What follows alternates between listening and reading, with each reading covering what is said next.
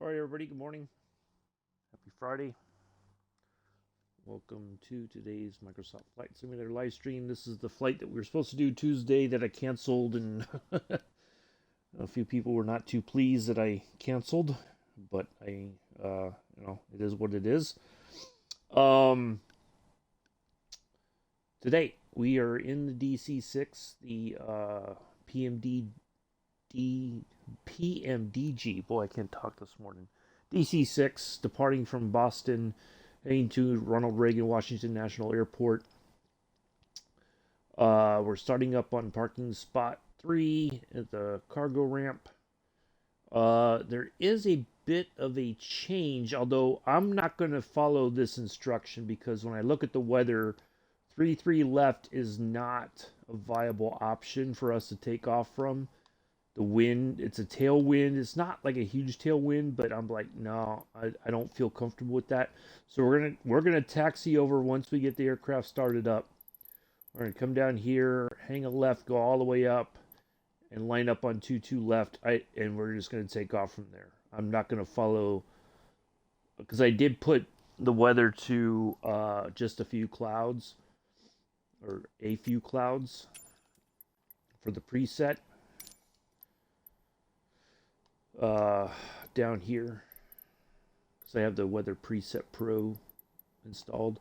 So I put a few clouds and it changed the departure runway from 2-2 left to 3-3 left. So no, we're not gonna do that. We're gonna go to 2-2 left. We're gonna ignore the sim. I know I'm probably gonna get screamed at because they'll say I wasn't cleared for takeoff from here, but that's all right. So VOR DME VOR DME here by LaGuardia. One more VOR DME right here, and then Vortac, and then once we get to Baltimore, I'm going to try to change the approach to the RNAV 19 approach, which means we're going to come in just north of Washington, D.C., and then come in over the river and then right into runway 19.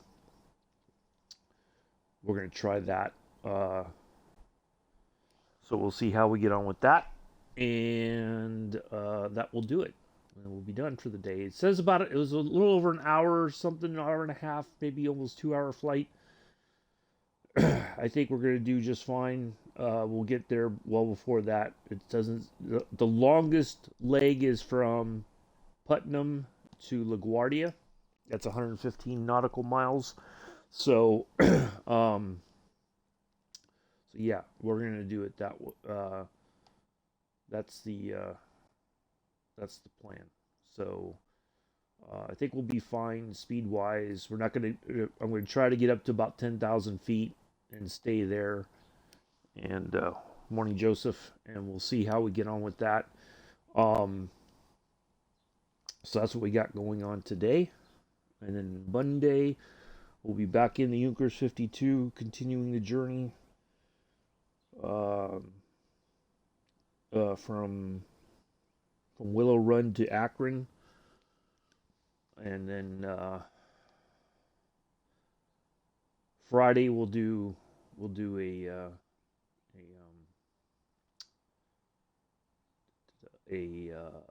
jetliner flight of some kind. So I got to come up with something for that. I think I have a good idea for something for that, but we'll see. Yeah.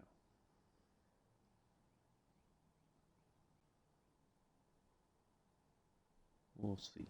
But anyway, we'll get started. I'll spawn in here about 9 minutes. We'll get the aircraft started up. It's a very simple process, at least with the way. Good morning, Bex. The way that how we're gonna do this. Get the lights on and all that, and then we'll taxi over. Like I said, 2-2 left. We're not gonna go here. The weather hasn't changed anything significantly At least not that I'm aware of. Let me double check here.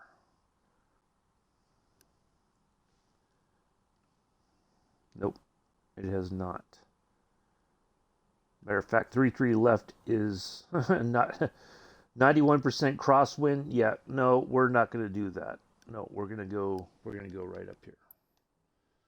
So it may take us a minute to taxi over there, but we'll get there. So anyway, uh, that's it. Morning paradox. So yeah, I'm excited. A little bit nervous. This may go well. This may end tragically. We may crash the plane. Who knows? We'll see. We'll see how what we can do, how we do it. Learn some lessons. It'll be forever. Well, I don't know about forever. It'll be out there for others to see. This is a tricky plane. The stuff I've read, it can be pretty in depth. Um, but we'll get on with it as best as we can. So yeah, but it's going to be a bit tricky. There may be times I'm going to try to keep an eye on the chat, but there may be times where my attention is going to be focused on stuff happening. I do have a checklist. Yeah, yeah, I don't doubt that paradox. I mean, I tried flying it, just kind of getting an idea of what works and what doesn't. My understanding is that the gyro pilot is not what what people were expecting it to be. It's still got its issues. So but we're going to use it. Not we're going to try and see what we can do, and that it'll make it a little bit easier for me to interact with the chat once we're up in the air. But I downloaded the checklist. So especially as we get up to cruising altitude, or where I want the plane to kind of stay at for the most of the trip. Yeah, we're gonna try that. So we'll dial in the first two VORs, the frequencies for those, so that once I pass this one, we'll automatically swap over to the one here by LaGuardia, right there, and then I got to get the frequencies. I can get those fairly easily, and all that. So anyway, so about 6 more minutes, almost 5 more minutes, we'll get started. I'm gonna sip of my coffee while Joseph checks on everybody in the chat. Everybody say hi to Joseph. Tell him how you are, so he knows how you are, please.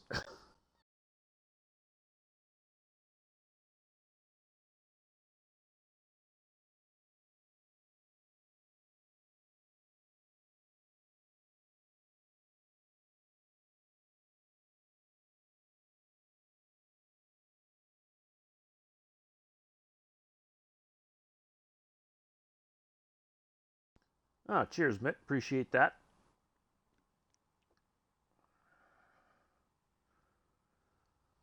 Greatly appreciate that. 11 months. Well, I'm just saying, they can check in with you while we're waiting to get things started. That way, you know what's happening.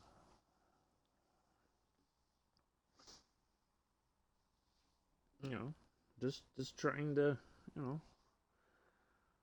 to help move the conversation along.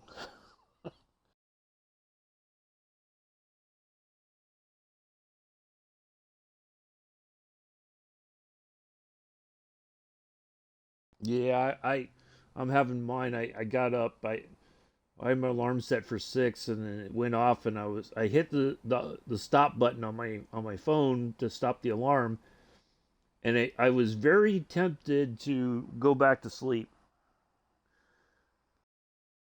What do you get for your 1 year anniversary?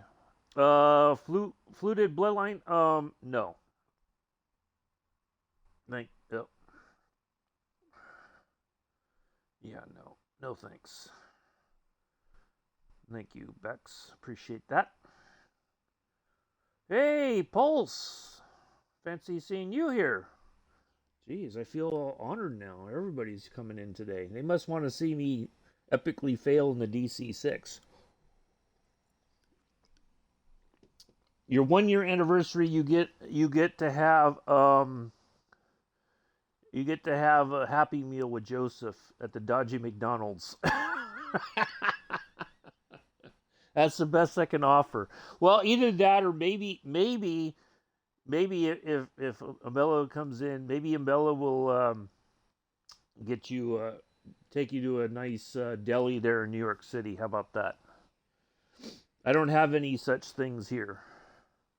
Matter of fact, I was just looking the other day as I was leaving my appointment downtown. There's a Happy Meal, yeah.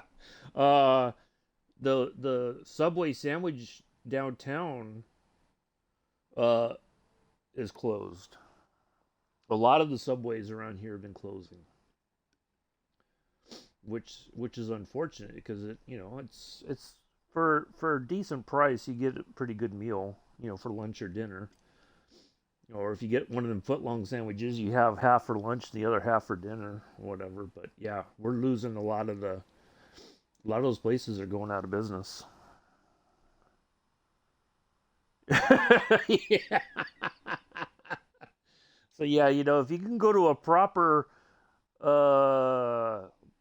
deli, New York deli, that would be better than a Happy Meal with Joseph. That is true. That is true. All right. About another minute or so, we'll get spawned in here and get this thing started and up in the air. So.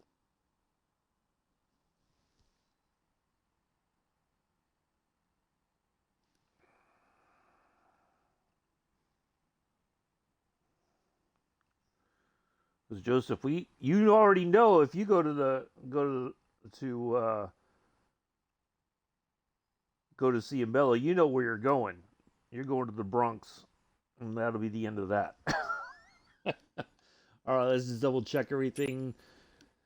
Southeast Asia. There's the ocular proof. Which server we're on? Here's the root. Here is the server. I like to give the ocular proof that I'm not fibbing, that we are on the server that I say we're on.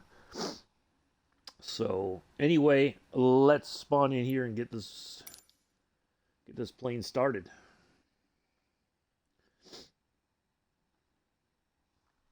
Now, one of the things I did notice is I did try just being on the runway ready for takeoff, and what I learned, by a difficult, I guess you could say it was a bit of a difficult lesson to learn, but I learned it. Because I would assume that when you spawn in on the runway, you're ready to go. Like there's nothing, all you got to do maybe is dial in some frequency, something like that, and then maybe get a few other things set up, and you're ready to go. Nope. When you spawn in on the runway, this gust lock is still engaged. So I automatically assumed that it would not be because I'm on the runway ready to go. No, it was there. So I'm pulling back I'm trying to pull back and I'm trying to, like, what is going on? Why is it not working? Well, the gust lock was still engaged. That's why. So let's get that out the way right now. And let's get the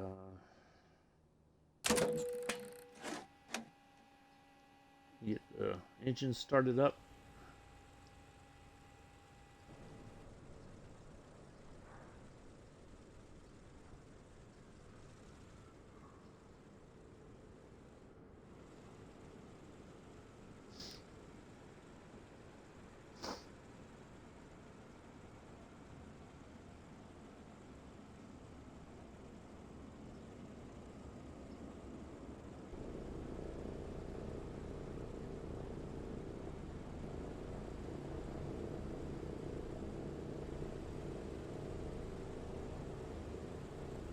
Now that probably did not start in the, oh, Paradox is right down there.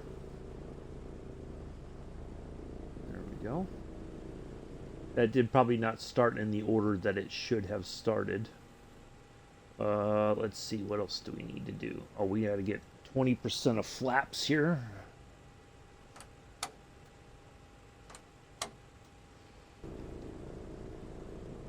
One more. There we go. That's for takeoff.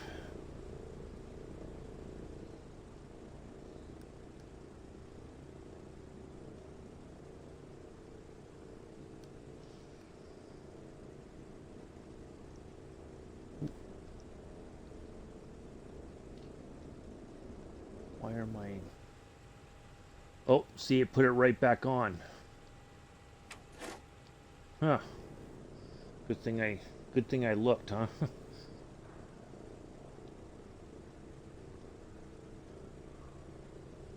All right. Let's double check, make sure we have all of our... Everything is ready to go. Looks like it. All right. Let's get this set up. And let me get my...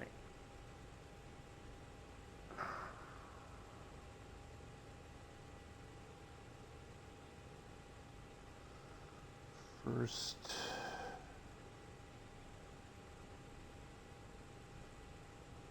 11740.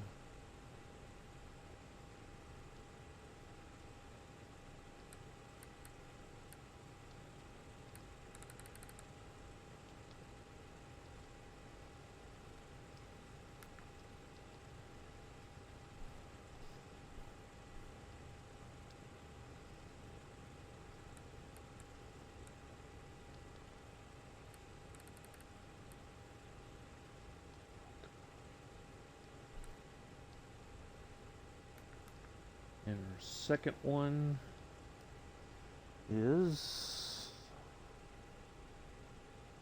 LaGuardia. That's 11310.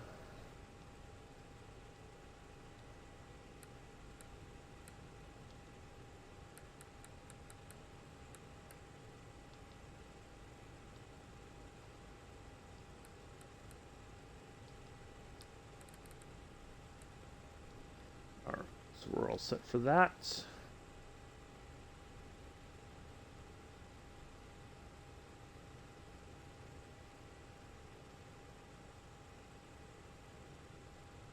All right, I think we are all set. Oh, I gotta do one other thing.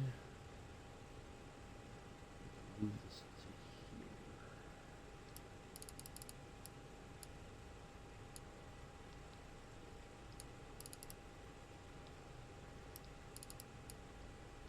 I'll be back in the chat in just a moment, folks.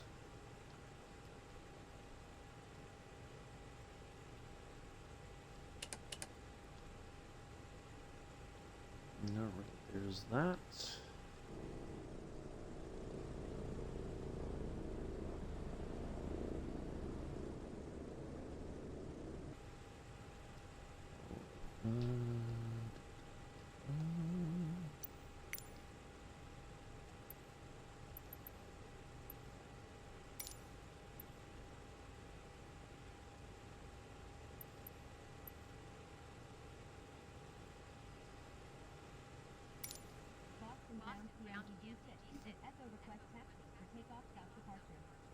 I think it would be a south departure. Nope.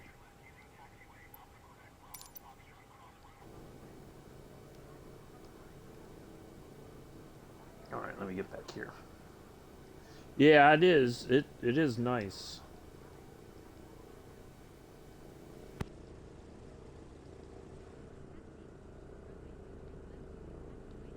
Are you on 2-2 left there, Paradox? Is that...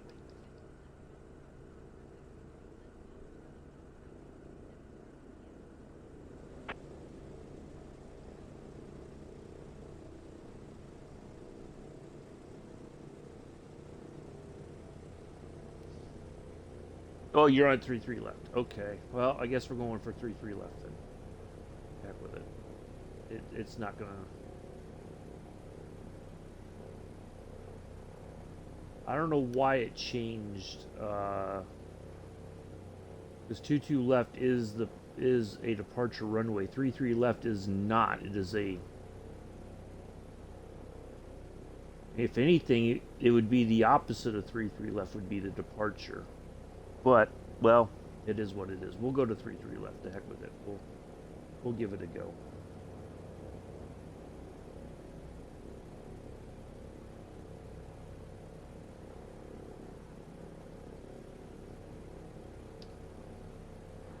We'll see how we get on with it.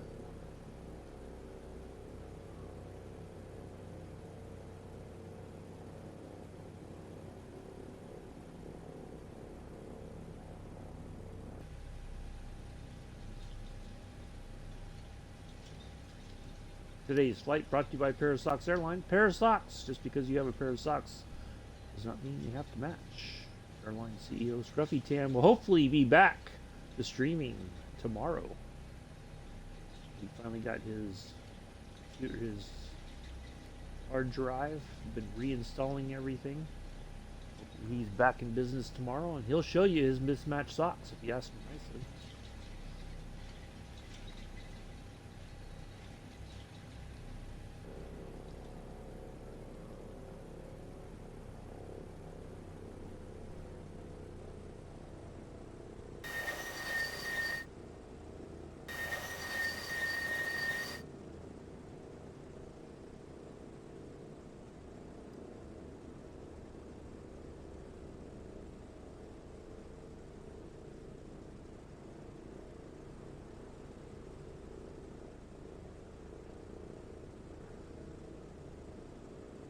Okay. Thanks, Paradox.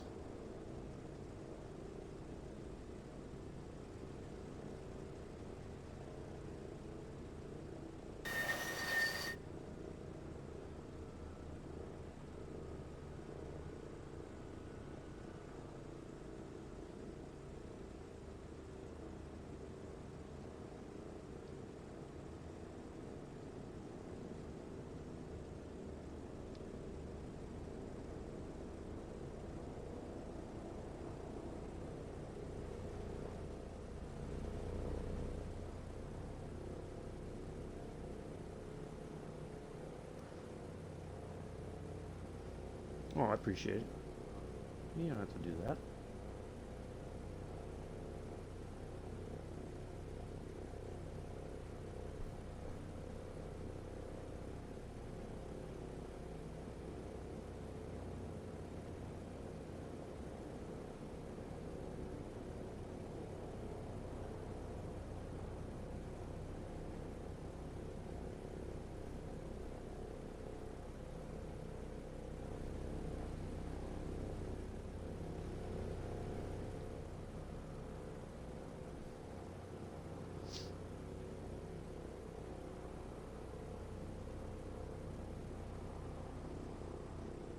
All right, almost there.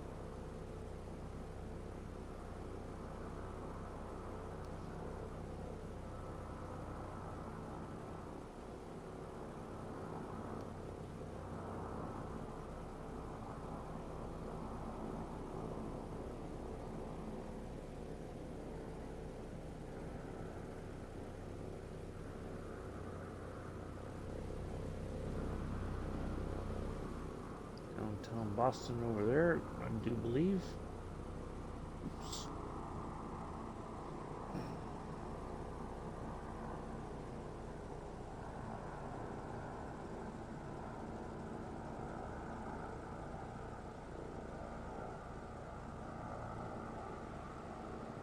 And go all the way to the end here.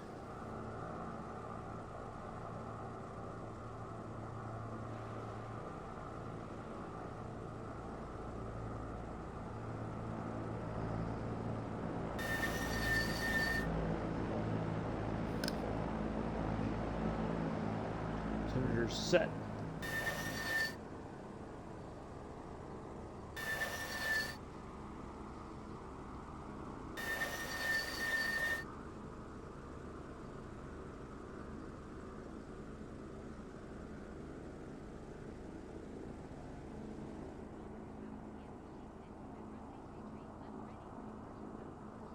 Old crusty salute.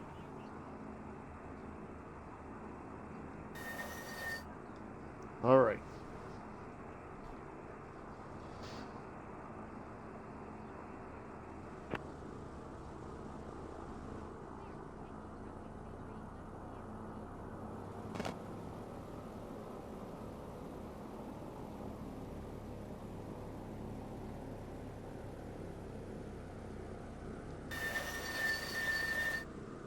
Oops.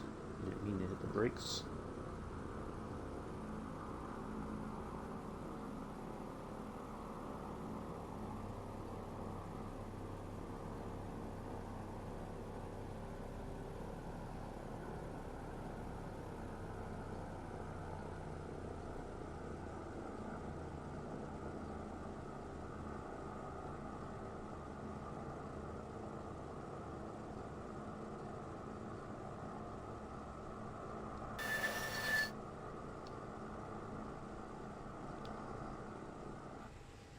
All right, folks.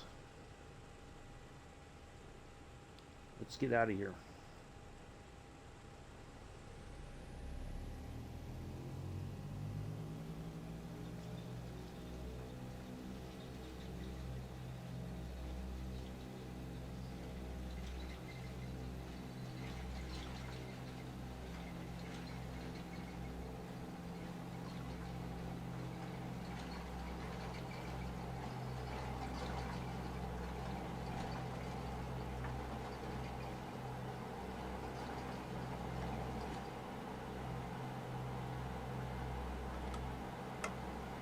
You're up.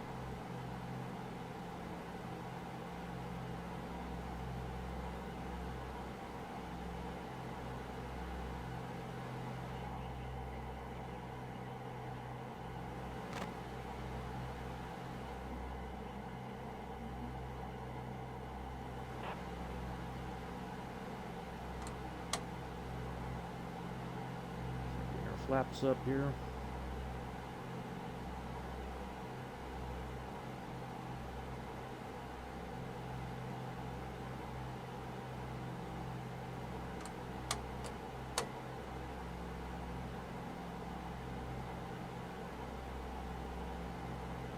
Hey, fireman, how are you?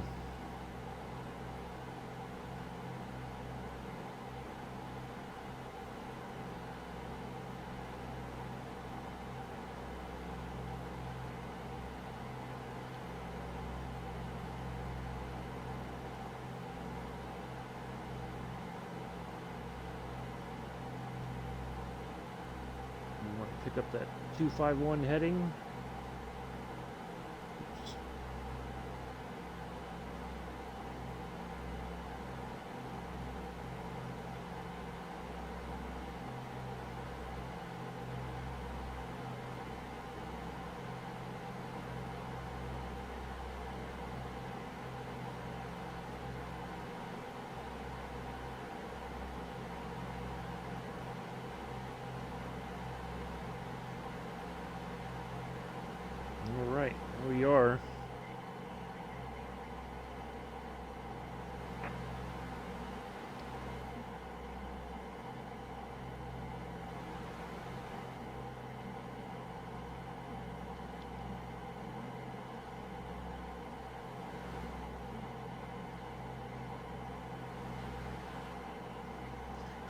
I'm good. I got some,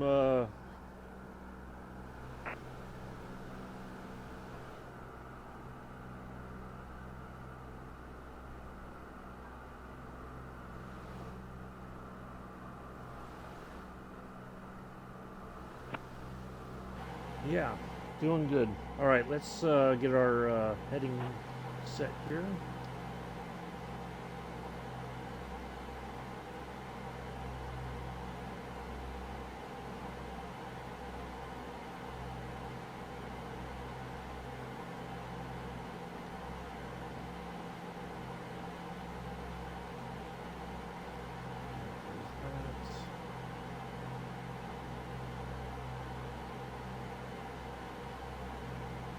All right.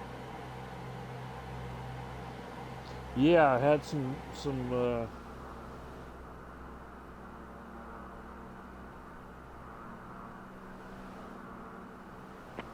news that things are finally changing for the better for me.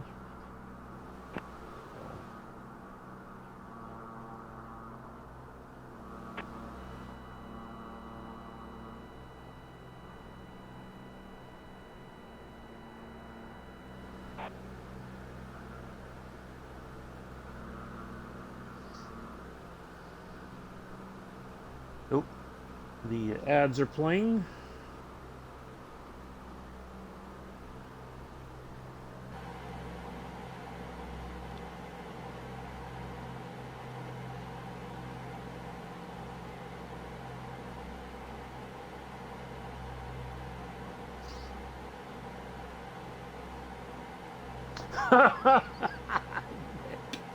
See, you're saying you're not trying to send me a message, but clearly you are, my friend.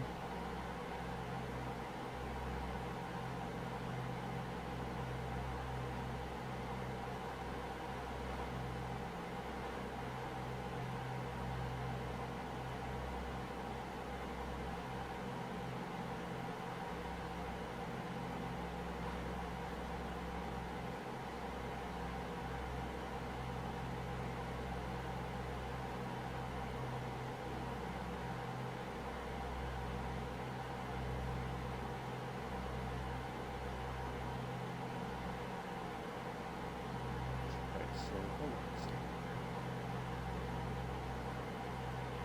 Okay.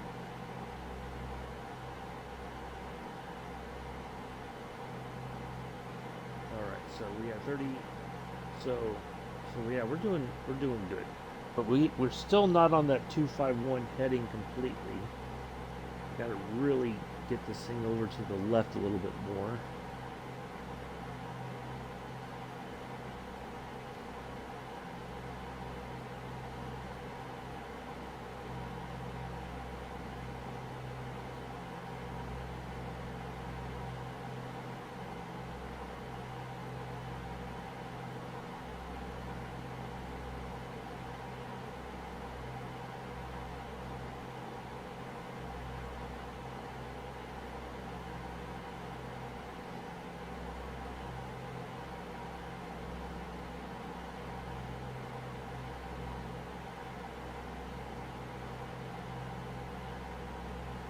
All right, now, oops, see, it wants to keep going over there to the right. It automatically just wants to keep going that way. That's kind of weird. Cannot get this plane to.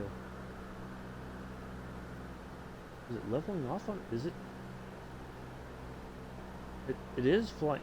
Wow. Okay, I didn't engage any autopilot. I don't think. No, autopilot is not on. Okay. Huh. I just would make your room look nice with the trim. I may have to do that, but it kind of like it's on.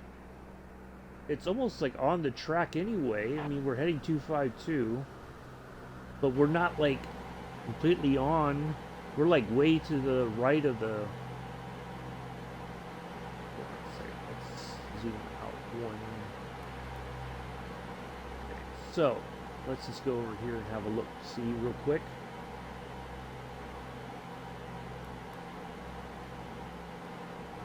Yeah, we're flying the general direction we need to be going. Right? So here's where we are. This is the 35 nautical mile view. So there's our first nav point.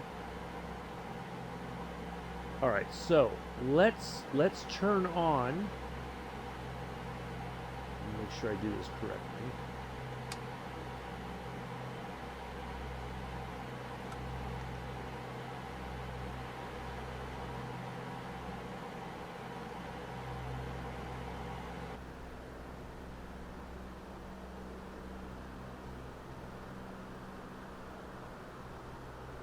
So it's going to follow that 251 heading, I think. So we're climbing still, but we're not doing an excessive climb, which is fine.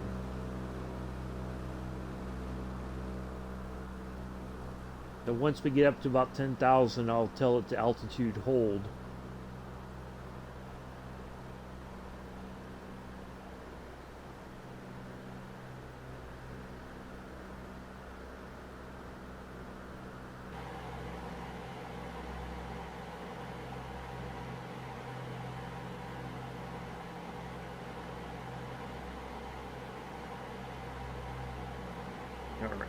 So yeah, I think we're doing okay. So now the plane will kind of keep itself going. I'm not going to mess with the climb wheel or anything. I'm just going to, once we're up to about 10,000, I'll put the altitude hold on and then we'll go from there. See how we get on with that. And then what we can do is I can churn this knob just a little bit and it'll churn slightly and it should get right on that track. Because our next heading will be 249. No, 247, I'm sorry, 247.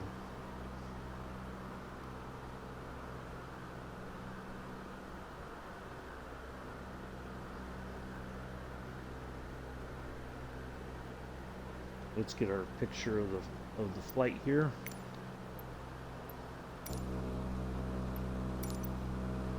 Ooh, that's kind of just about perfect right there.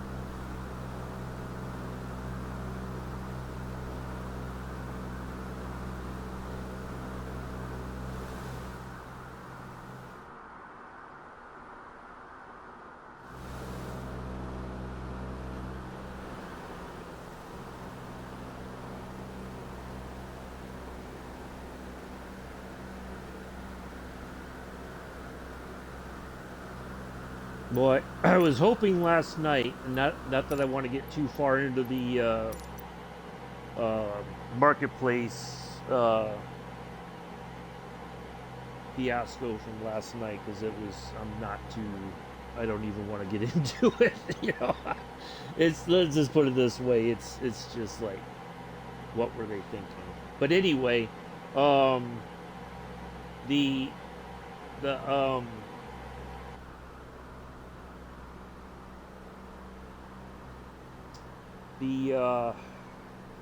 I was hoping that we would get the deliveries for this, but they did not come last night, so we're still waiting for that.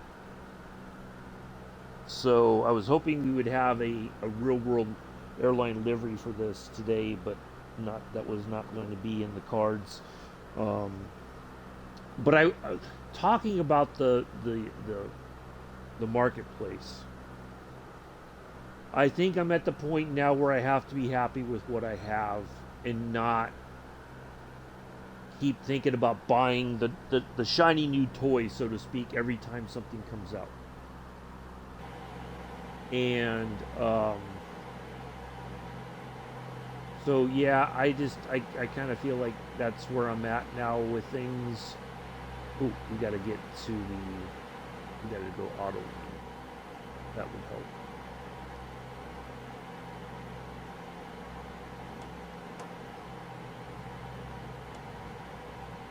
Oh, oh crap.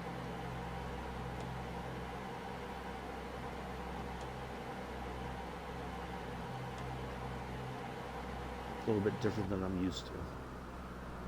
Alright, so we're in the auto lane. There will be either this next Thursday, either the 20th or the 27th, the PMDG 737 should be available. Now, how many of those are going to be available? I don't know. I don't know if they're going to start with the 800 first because that seems to be the most popular one, I think, because it's the one that most airlines fly currently. So yeah, I don't know. It's hard to say. But they are supposed to be here before the end of the month. But as we get closer, of course, that can change if there's any problems with them getting the stuff into the marketplace. So yeah, I don't know. But yeah, we should be seeing them soon. But I mean, I want to get one, but I feel like I have so much right now that I'm like ignoring other things, like other planes, and I don't want to do that. So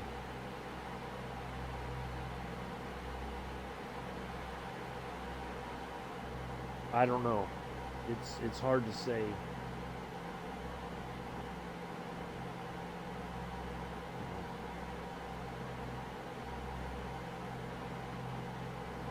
All right, so we're within that 10 nautical mile limit. I think you can go ahead and zoom. Oops, that's not what I wanted. Like that.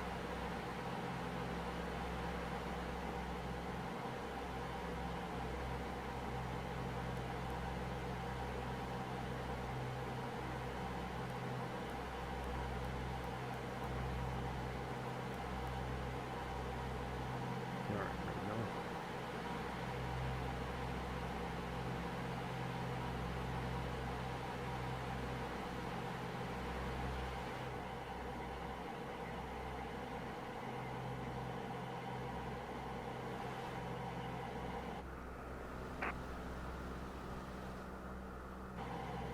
Ooh, boy, that's well, no, that's too much of a turn.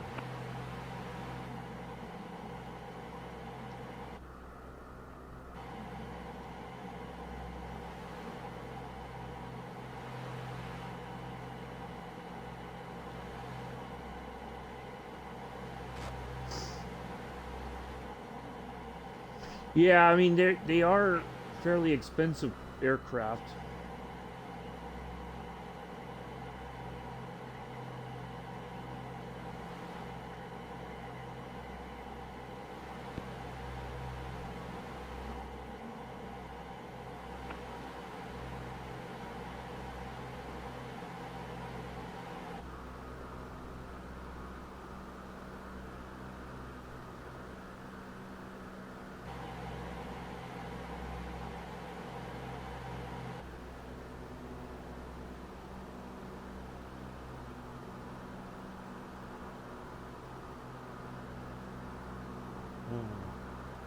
Yeah, I would imagine like all their stuff is very learning.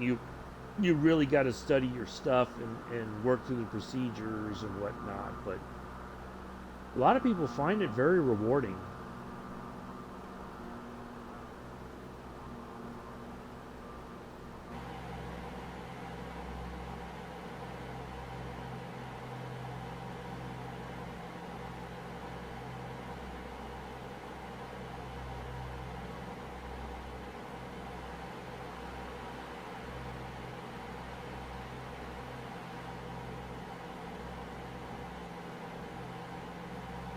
All right, I think we got it. Oh, nope.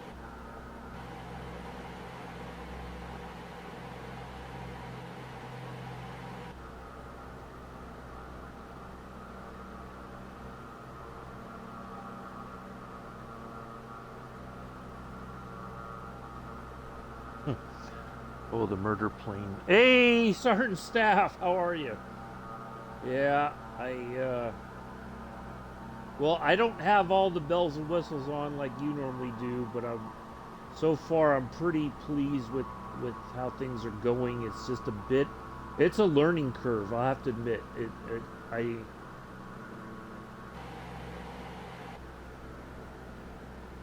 but all right, do that, and I think we're high enough now. We could put the all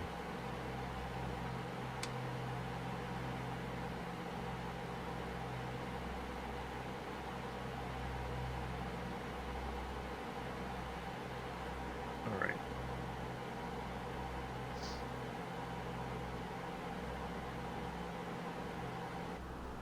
We're gonna level off here just a little over 10,000 feet. So we're doing good now. I think we can go ahead. Yeah, that's the only thing that now I'm like, okay, now I got to figure out the cruising settings for the engine.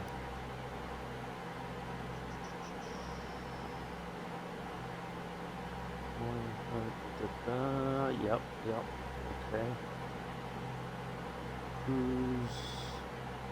I gotta find the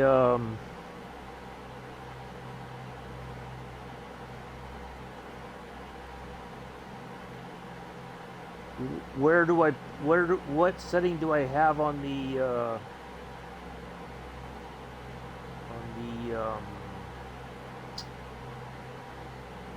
cowl flaps for cruising? I think I gotta. The AFE is your. Oh, okay. So if I go over here, I apologize about that. And go and click on the one that says cruise. I click that on. Set cruise power, please. Setting cruise power. Ooh, that's kind of cool.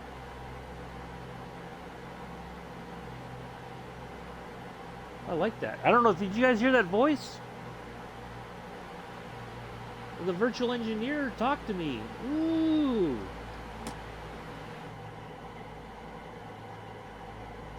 That's pretty cool.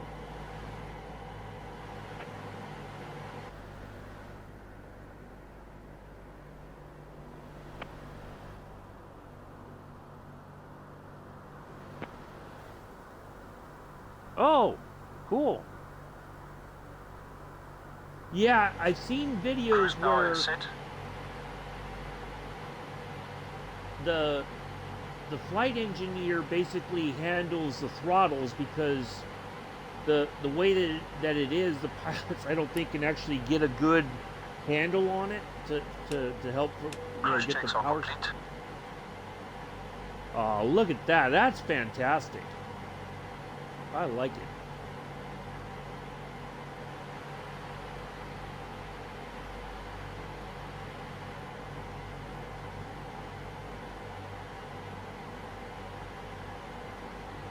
Ooh, getting goosebumps now.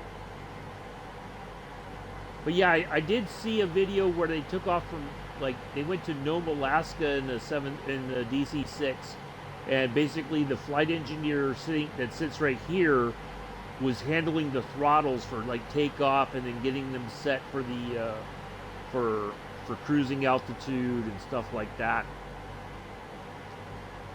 So yeah, that's all right. I think we're good now.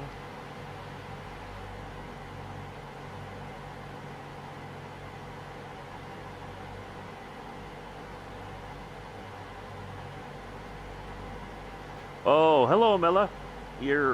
Oh yeah, I remember you saying something about that when I watched. When I was watching you, you said something about that. But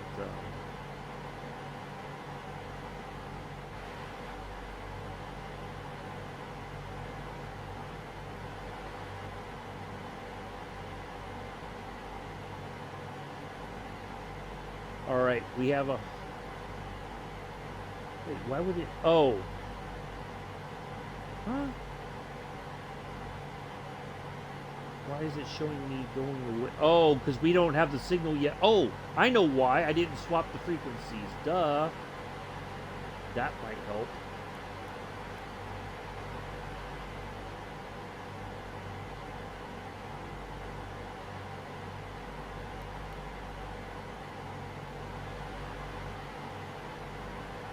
Sorry, let me do that real quick.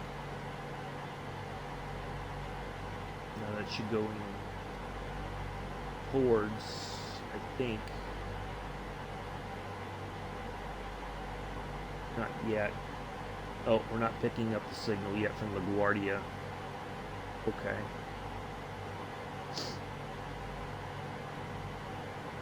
All right, let's get the fuel gauges. Are all the oil levels? Yeah, see, I don't see, it's showing like I have no fuel. Oh, right there. Okay, those are all right. Right there. And then the oil you said is all right. Got good oil pressure. Looks like. And oil temperature seems to be okay. And oops, I gotta get us back to the left there. Oil temp, oil pressure. Yeah, everything looks okay, I think. I gotta get us to the back to the left here. We're going a little bit off track here.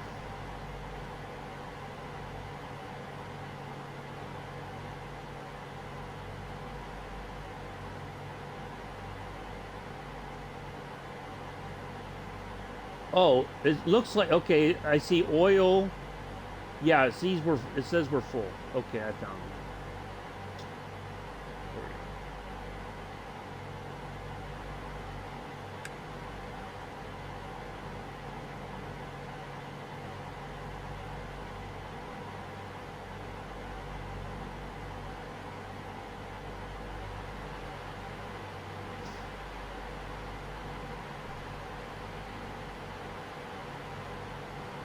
Yeah, this is definitely a hard. This is one of those hard planes to kind of stream in because there there's so many things. Like if you have everything like set to realistic, there's no way in the world you're gonna be able to.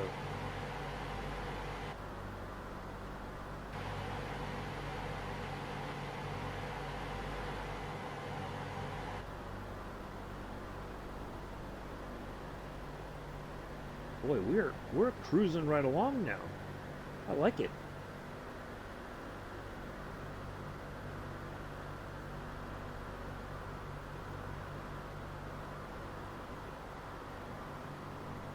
Yeah, yeah, that was epic, Sergeant Staff.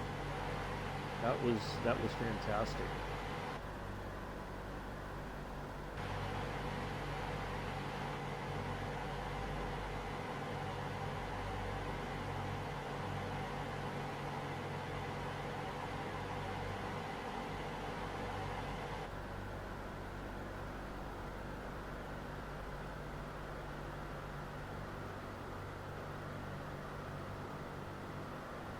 Yeah. Well, at least it kept you awake. That's the main thing. You know, you can't really rest for such a long flight in such a plane like this. That's yeah, that was epic. All right, let's get these downloaded. Yeah, I'm pretty pleased so far. It is a definitely a plane that is going to require your attention if you're going to, you know.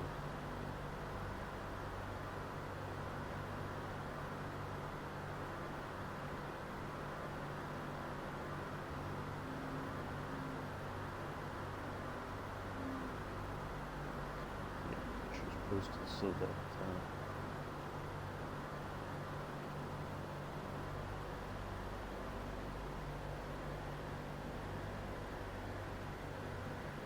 I just wish we. Oh, I had.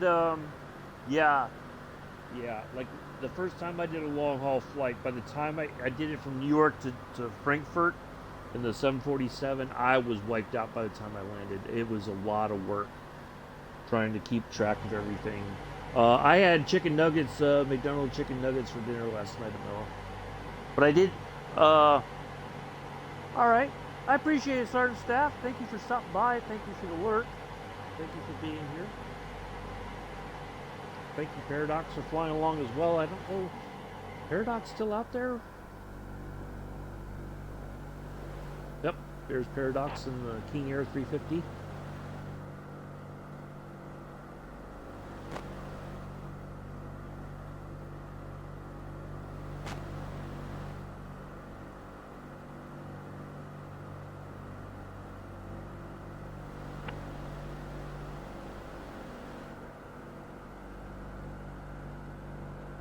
Well, yeah, we are just cooking right along here.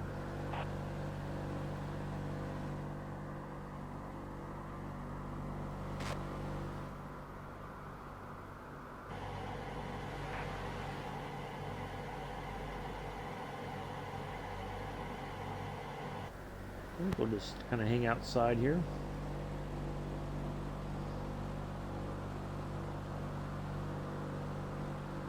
Cleaning the garage, okay. Nice. It's always a good thing, I suppose.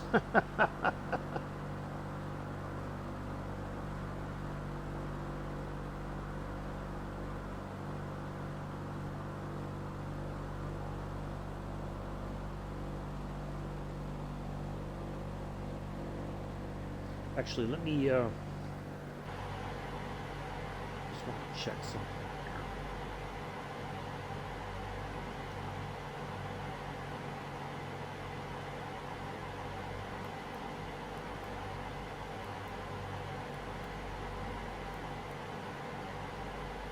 That's a 100 nautical mile view.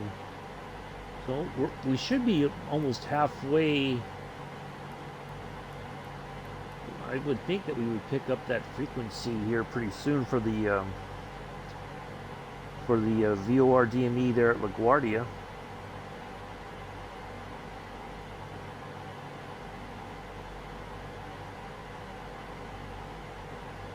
It says it's only 115 nautical mile distance, so we should be getting it. I would thought we would have picked it up soon, or we should pick it up soon, but we'll see.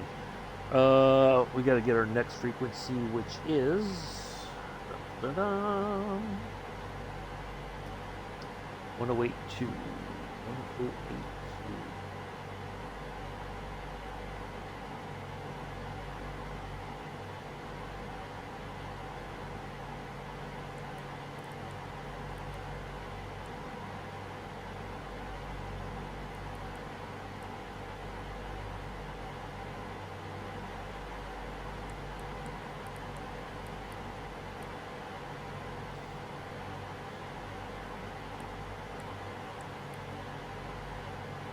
Go. All right.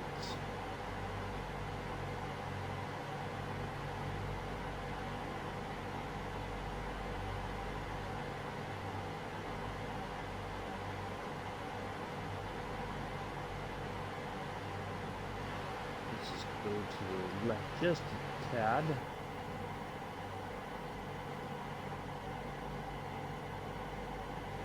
Oh, we're picking up our signal now. We have... Oops.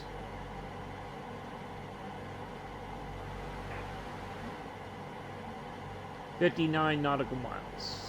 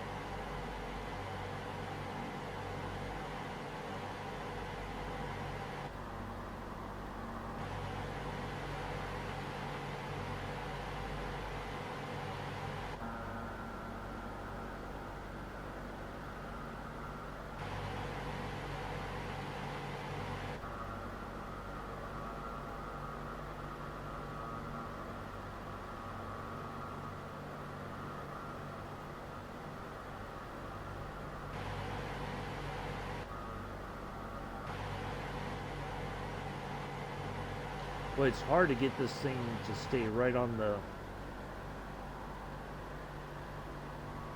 line. Trying to make those little adjustments.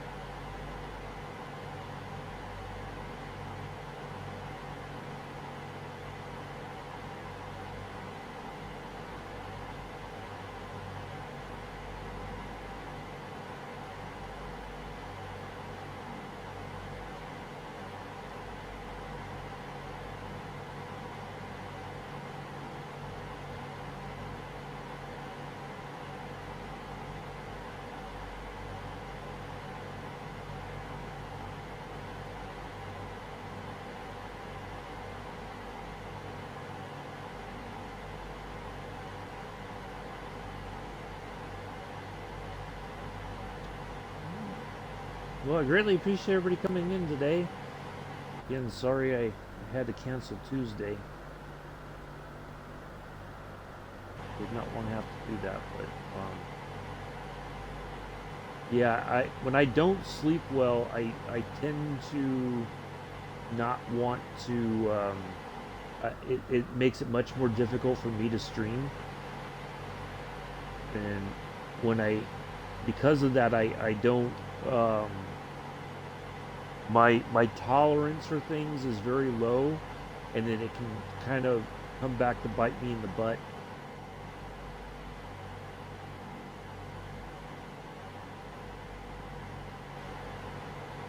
You know, so I'd rather not uh, embarrass myself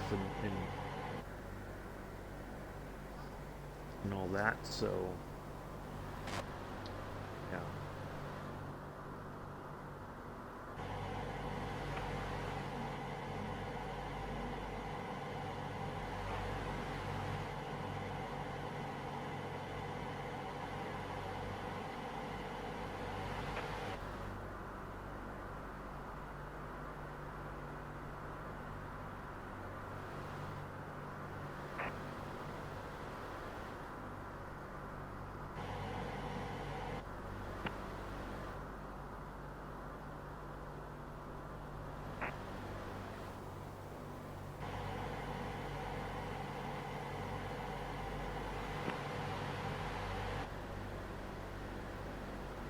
Alright, I think that's as close as we're going to get it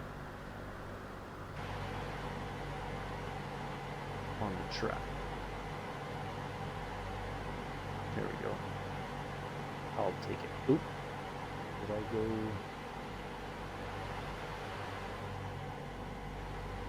It should be lined up.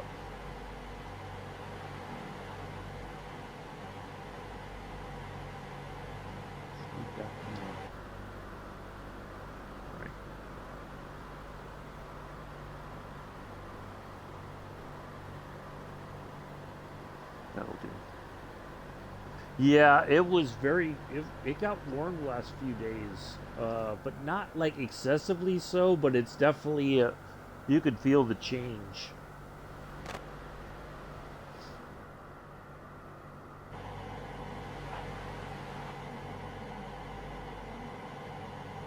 About 36 nautical miles.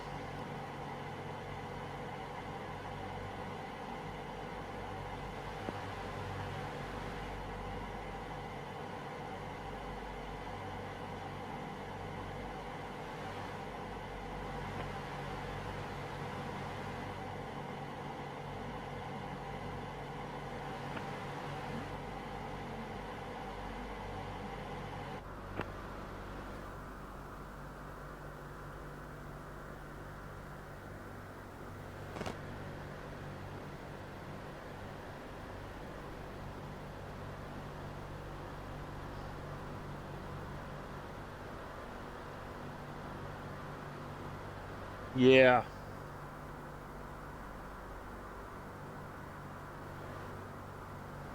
Yeah, I cracked the windows last night a little bit just to get some airflow in here.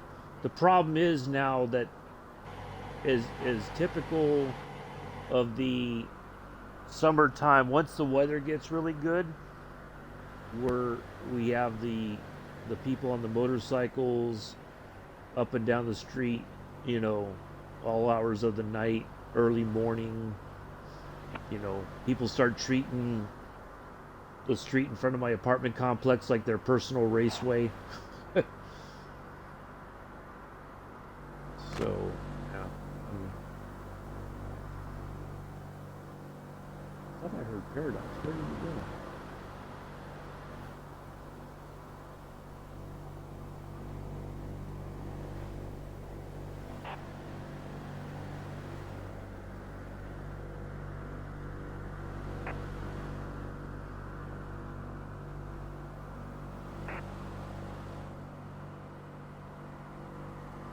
Is he above me? I don't see him anywhere. I hear a plane that's similar to the plane that Paradox was flying. Oh, I resemble that. Yeah. Yeah. Oh, okay. Thanks, Bex. Thanks again, Paradox, for flying along today. Greatly appreciate it. Sorry you didn't make it all the way to Washington National, but yeah, like I don't mind, you know, like if people are going to a cruise in or something like that, I don't, you know, like I get it, but it's like there's people who take it to a whole nother level that it's just it can be a bit much.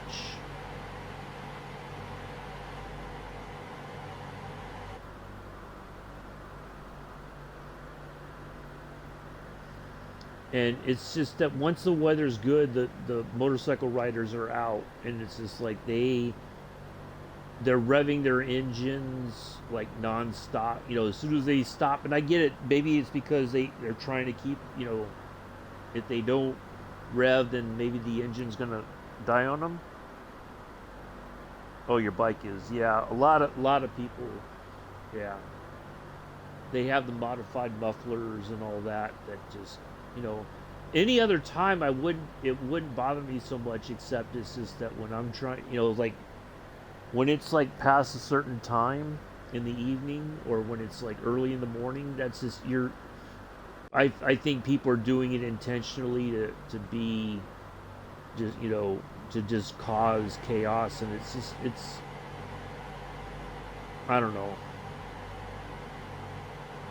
I just wish it was, you know, people. I like for people to be able to ride. I don't want that to be taken away from them or anything. But it's just like, you know, you come on, you know, people are trying to sleep at a certain point at night or early in the morning.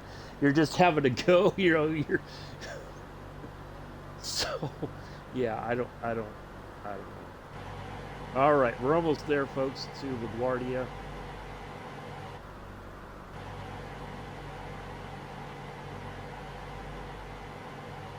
But yeah, I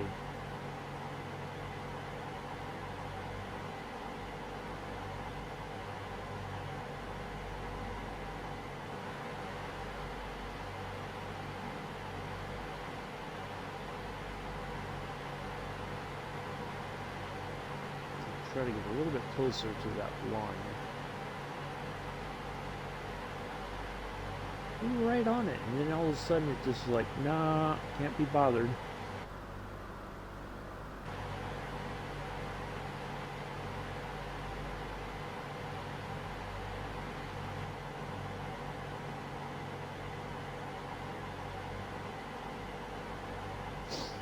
But people around here moan about when I'm work. Put it into sense so you can just watch the speed. Okay. No, I'm not. I'm going all the way to Washington National today, Sergeant Staff. So we still got a little bit to go. We're just on our way to LaGuardia. We're passing over using the VOR DME there for navigation purposes. Although, let's see. I got a message thing here saying what? Approaching VNAV profile. Okay. That seems kind of odd. Why would it say that? Maybe, well, maybe in the system it. Okay. Yeah. I mean, I, if people had like a place to go to be able to enjoy all that, I think that would be fine. But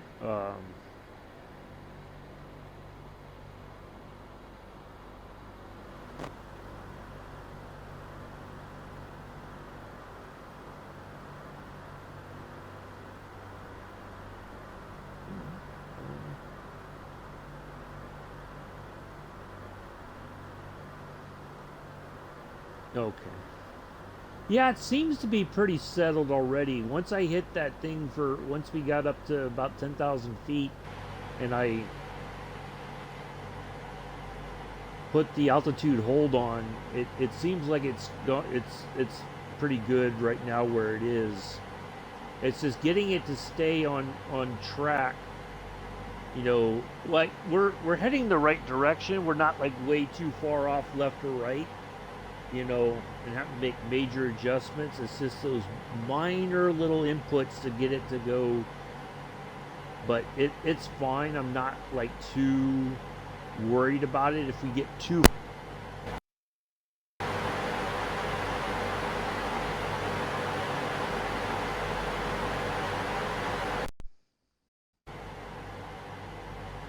Sorry about that.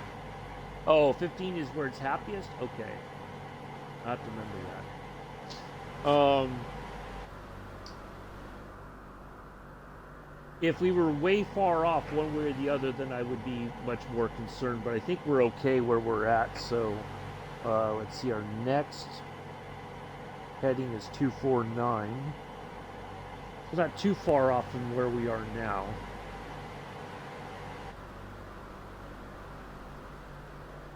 So yeah, that should be LaGuardia right down there.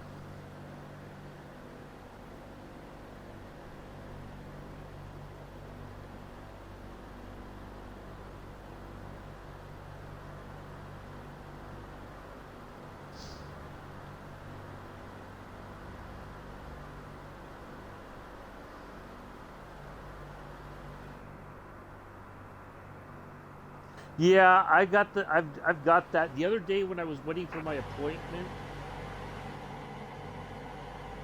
uh, down at the VA clinic, oops, daisy.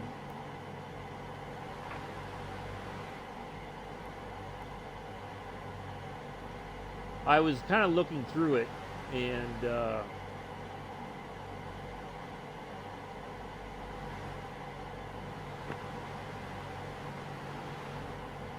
so yeah, I've been looking through it just, and then I downloaded the checklist.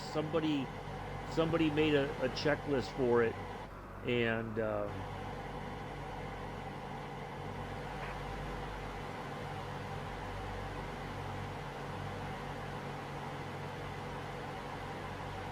yeah, I'm pretty good with that. I've been kind of looking over all that stuff, but because I was trying to figure out some of the settings and all that, and so I found kind of what I was looking for. So now it's just kind of putting it into practice, you know. That's the main thing.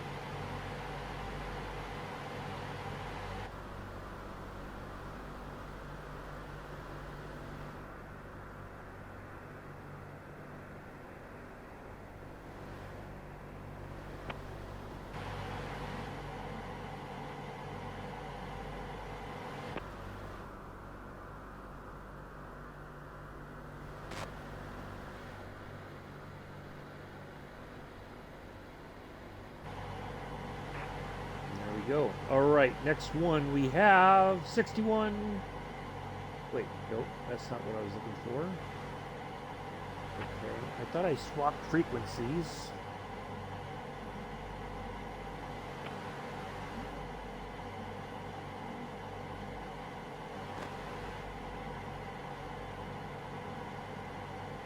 One oh eight two. Okay, that's what I have, but it's still not. It's reading the other frequencies still.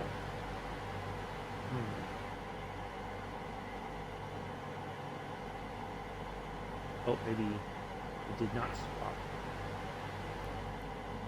There we go.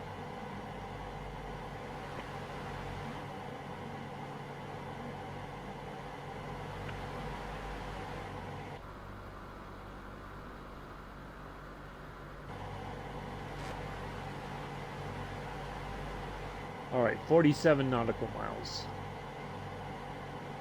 All right, let's get the next one in then. That is MXE. That is a Vortac 11320. Jeez, keep doing that.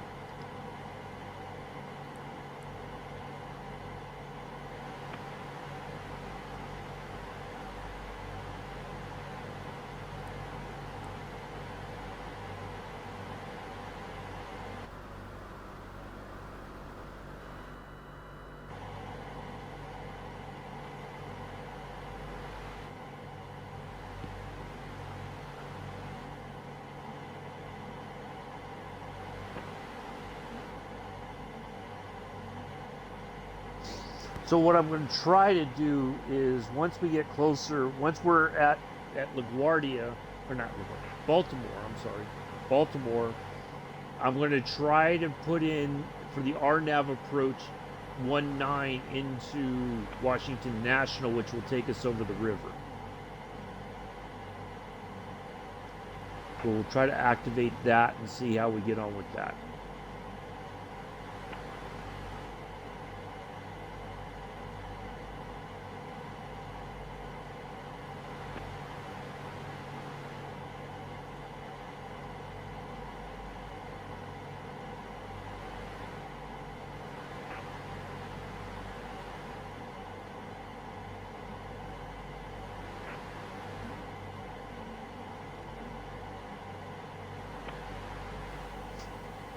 I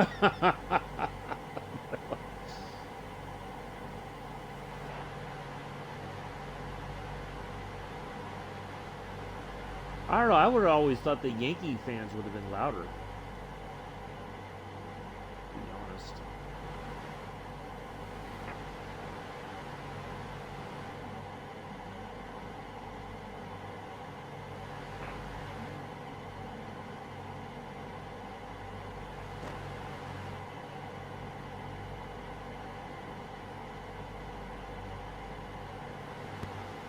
Yeah, I can imagine. They think they own New York City.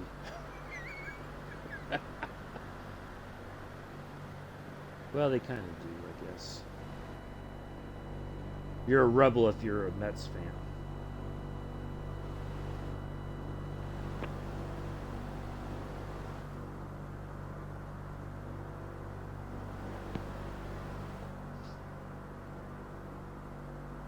Tigers, yeah, well. I like to see the Tigers win the World Series. They're one of those. That's one of those teams that, you know, they've been around forever, but a lot of people are just kind of like, yeah, you know. It's like Cleveland, the Cleveland fans. Oh yeah, I know the Oakland A's. The as they say in the movie Moneyball, they're the minor league team to the rest of the MLB. Because that's exactly what they were, and I think they still have been, is where players who other teams look at them and go like, like what happened with Johnny Damon and what's his name, Giambi. They like $1 billion, yeah. They're teams take them and they but they don't. The A's, if you look at it, the A's did what they did with half the budget or just even a fraction of the budget of like New York has. So the system works. Boston proved it. They did the same thing. They found players and said, we know sorry, but we can only offer you this, take it or leave it, and they were able to win on using the same sort of idea, you know.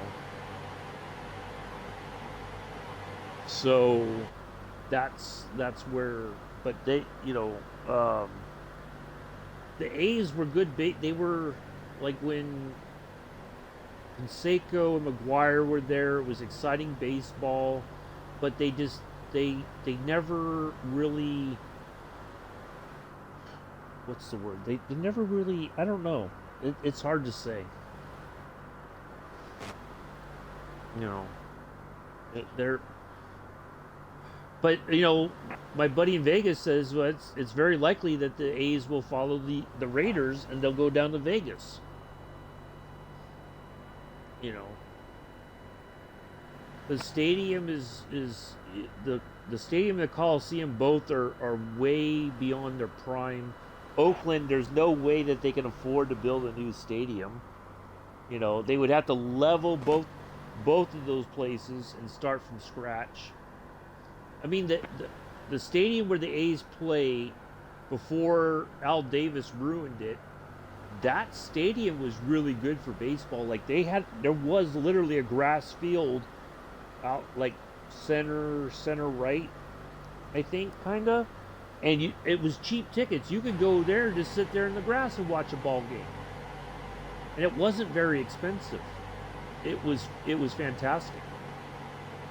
But when the Raiders came back from LA and Al Davis was like, well, I want to put all these fancy boxes in, and it ruined the stadium, and they couldn't sell any of those enough to make it worth the money. So, but yeah, he ruined it, and it wasn't like they were going to destroy those either. So what can you do? Oh, we are getting way off course here. So we'll see. It looks like we are, but we're not completely off course, but let me get us back to the right just a smidge. We go too far away. Yeah. So yeah, like when the Raiders would play Monday night, like the only way that they could show it on TV is like the broadcast station would have to basically buy the seats in order to be able to put it on TV. Otherwise, if they didn't sell out, they couldn't show it on TV. It would be blacked out, So yeah, I think a lot of the ABC, which has Monday Night Football, they would have to pay money just to fill, buy the tickets out so they can broadcast the game. So yeah, and the A's, they kind of flirt with victory. They do well for a little while, and then they go right back to not doing very well. All right, we're almost there to our. If you go into the tablet, you can see your. Oh yes, I did see that the other day. I was kind of just tinkering around. So if we go here, yep, everything's in the green. Look at that. Da-da-da. Automatic flight engineer doing the job. I like it.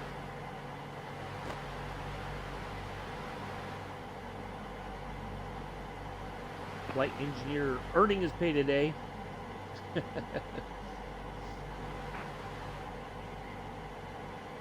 As long as those are all green, I feel pretty good then.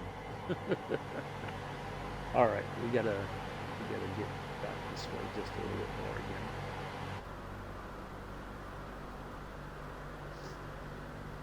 Yeah, I think you said that in your stream, Sergeant Staff, that you can't always rely on the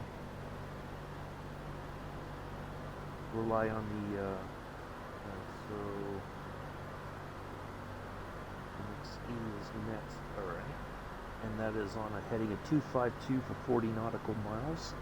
And then we'll be in Baltimore pretty soon. There we go.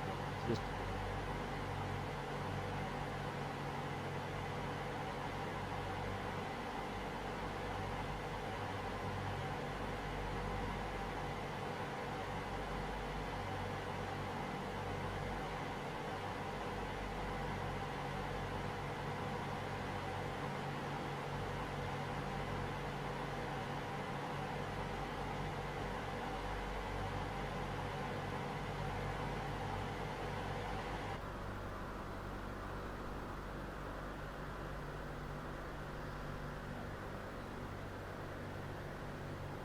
a week after its release.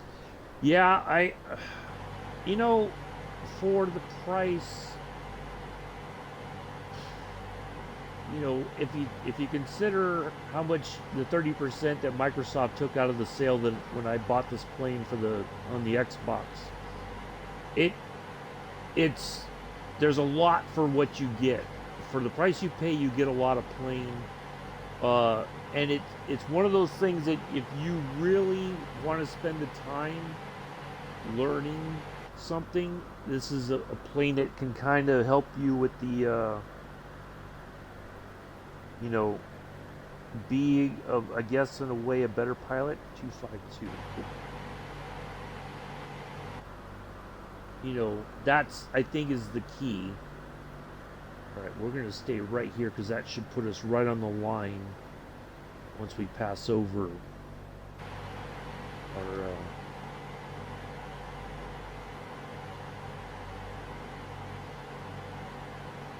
all right, well, let's go ahead and swap frequencies.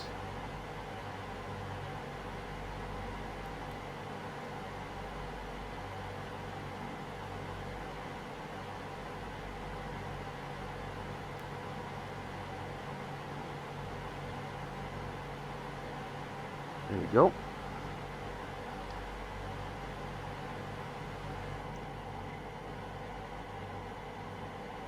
Yeah, I have the P-38 Lightning. I was doing like a Army base sort of, you know, Army Air Corps, you know, old airfields for that. All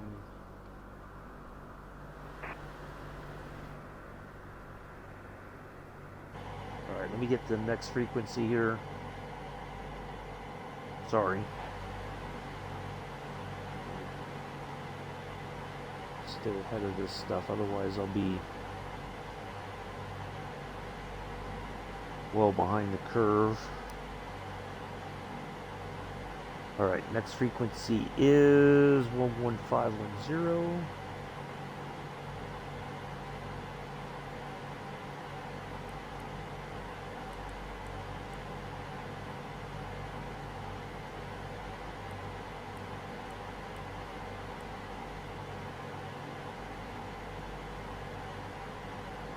See, this is what worries me about trying to move around the cabin or using this zooming in kind of thing. It's easy to throw the plane off. All right, so we have 33, just under 34 nautical miles. All right, let me get back to the chat. Hold on a second, folks. I gotta take a call.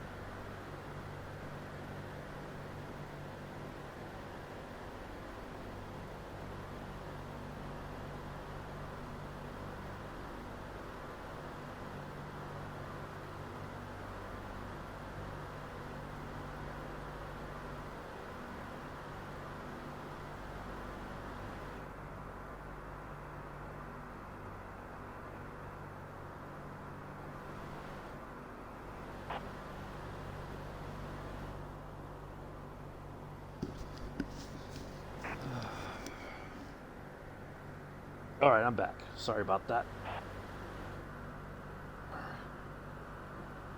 Pulls out.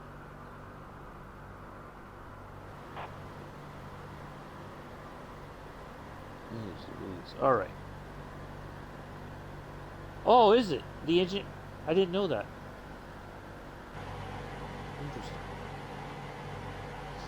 There was a guy that I was reading on the forums last night about the DC-6, and they were saying this one guy was saying that he flew as a flight engineer on the DC-6 out of Elmendorf, I think, out of Anchorage, back in the day.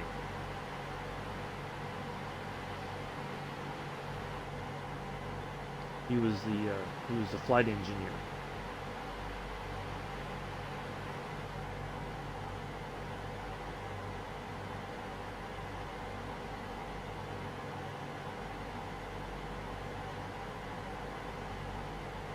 All right, how are we looking on?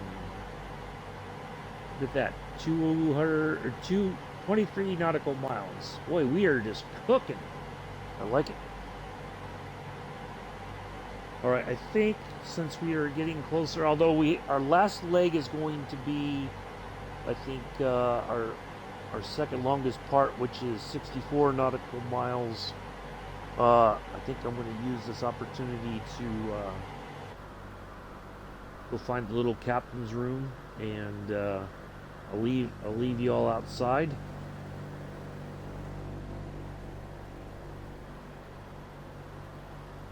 There we go. Just leave it right there. I'll be right back in a moment, folks.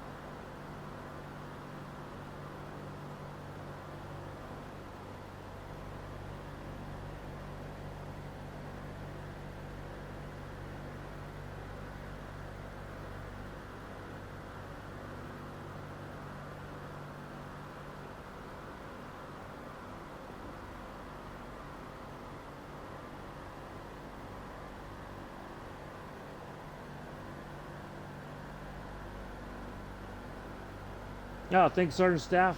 Have a good day. I will catch you again soon. Appreciate it. All right, let's see where we're at here.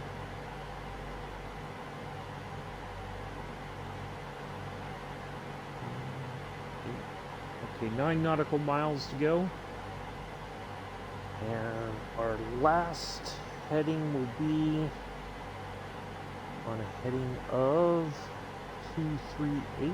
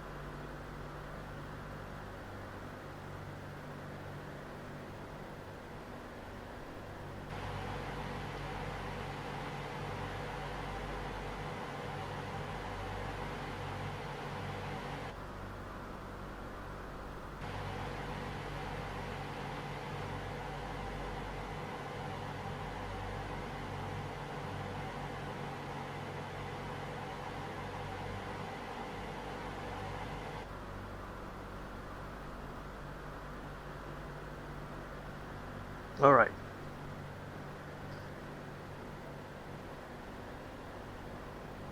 We're getting there, folks. Oop, let me get back to the chat here.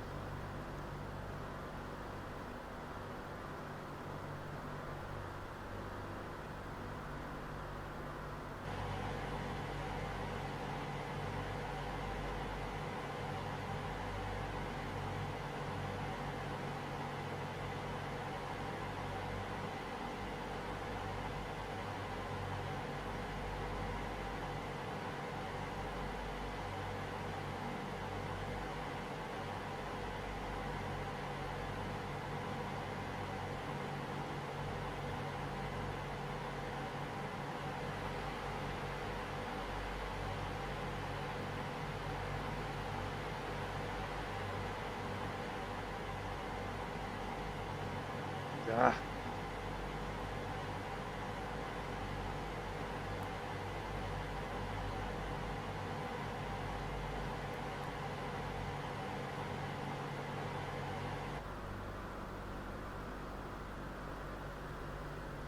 All right.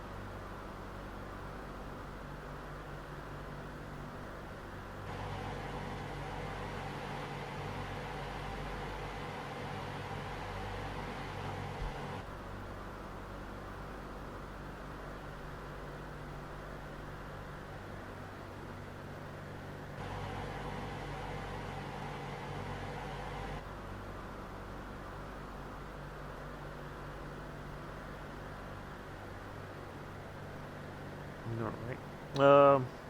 Yeah, I used to go quite a bit when when I was younger. I did. That was like the easiest stadium to get to was A's because we could take the BART train. There's a BART station right near the A's stadium. You exit the train and you there's a separate exit out of the well you go downstairs, you exit the station, and then you go upstairs and then across a walkway to the stadium. So it's very convenient as far as that goes, but it's not. Oh, what's the what Yeah, it's just a bit like I don't know. Like when you're a kid you don't really think about it because you're just like it's like a cool thing. You take a train and you take you walk across the bridge and all that. But yeah, it's not. I don't know.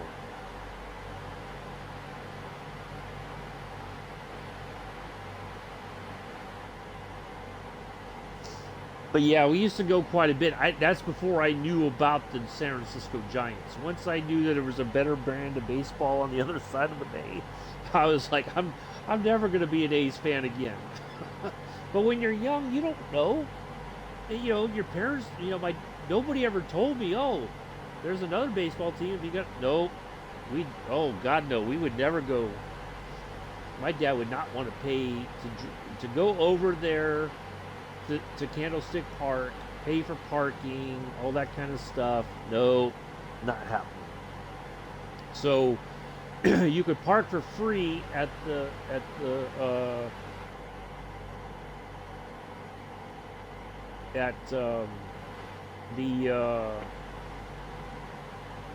the BART station, and then you would you just and back then the tickets to the Oakland Coliseum were really cheap. So you go and so it was like a cheap way to go watch a baseball game. But yeah, other than that, it wasn't that. All right. Yeah. Once I knew about the Giants, after the first time I went to a Giants game, it was like, nah, Oakland, Oakland doesn't exist anymore. You know, the A's. I'm done with the A's. You know, so yeah, it's that was crazy. All right, let's just see. If we go to procedures, right? Select approach. Here.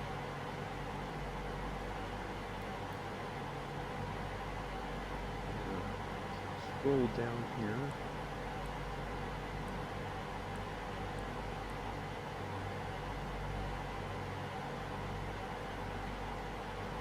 Use approach.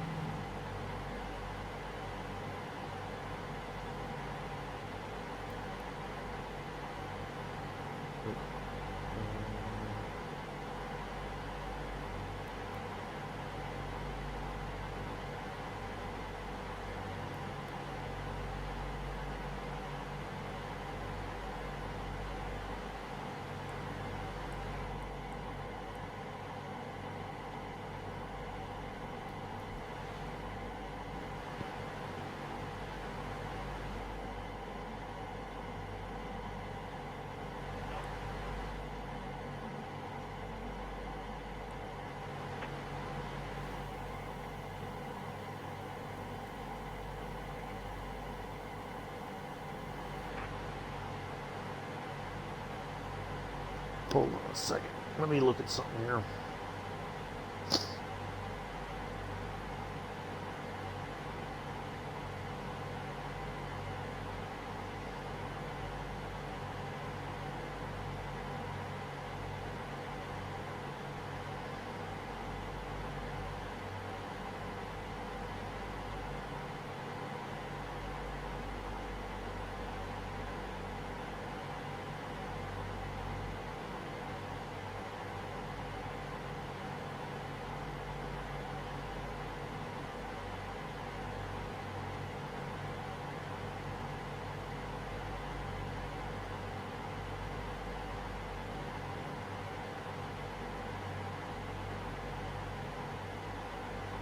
Oops. Why did it do that? Oops. Alright, it's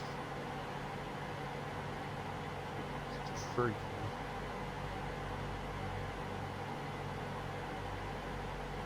So not the vectors we want.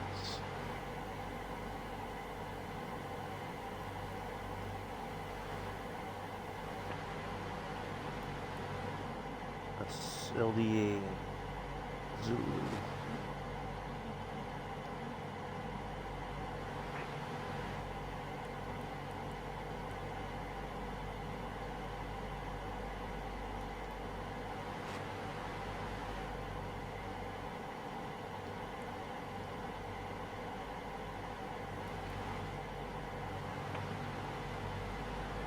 Load that.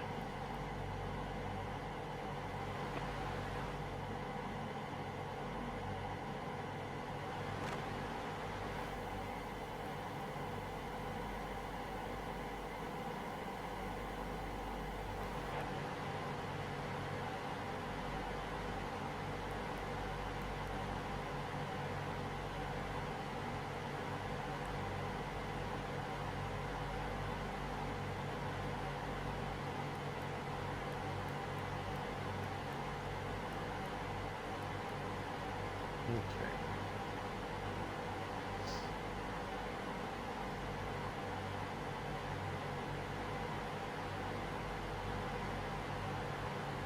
$30 nautical miles. All right, let me get back to the chat. Sorry.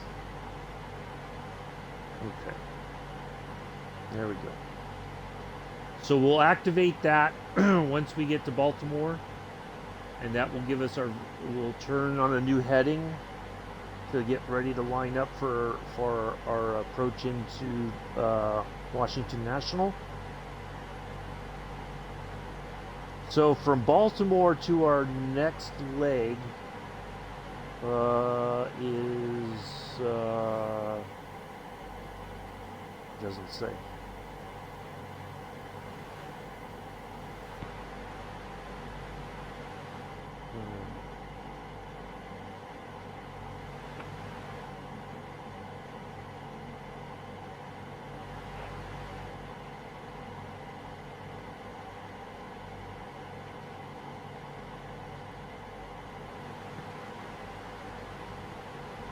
It should give us when we get there, it'll give us a message saying when, turn on a heading of or pick up a heading of. Kind of thing.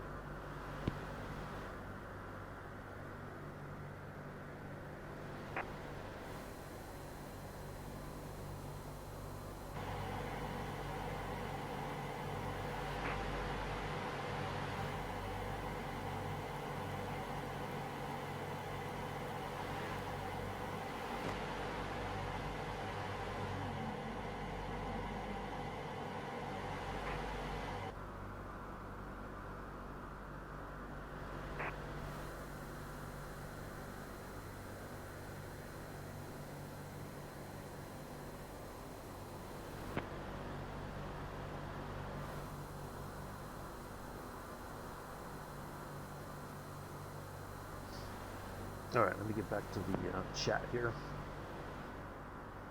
Sorry.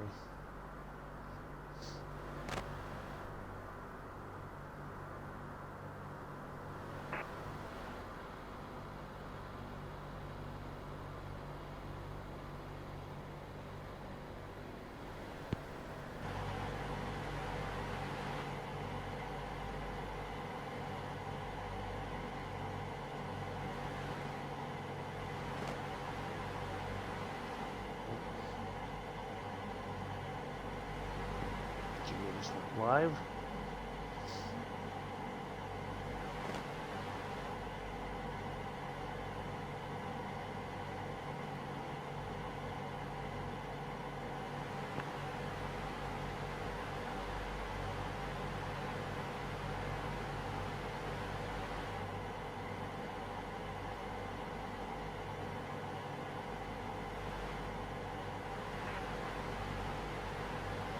All right.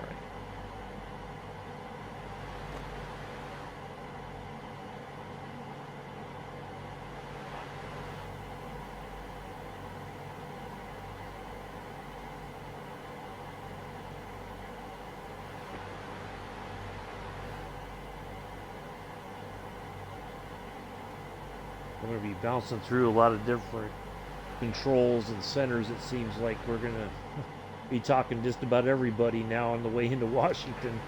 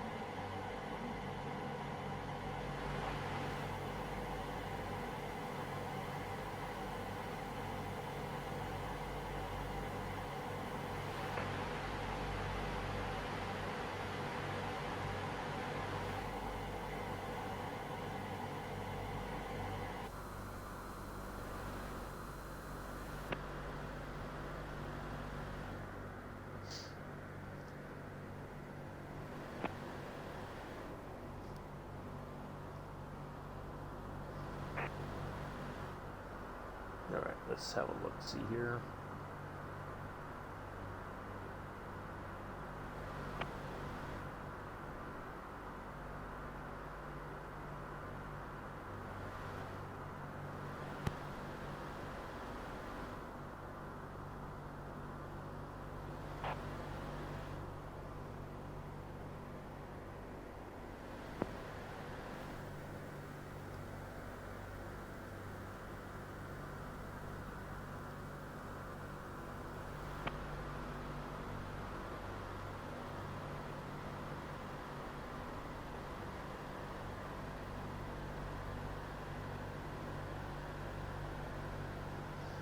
We got to be at 3,000 feet.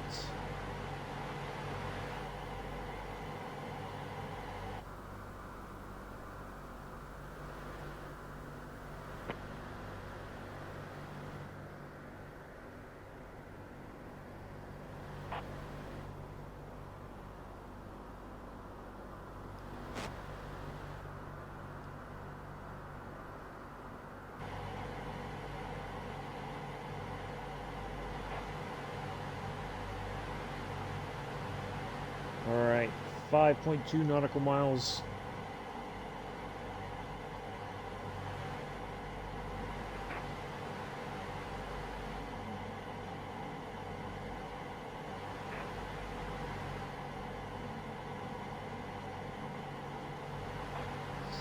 Alright, let me get back to the chat here.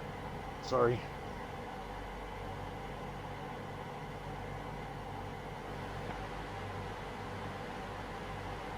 Go ahead and activate the approach.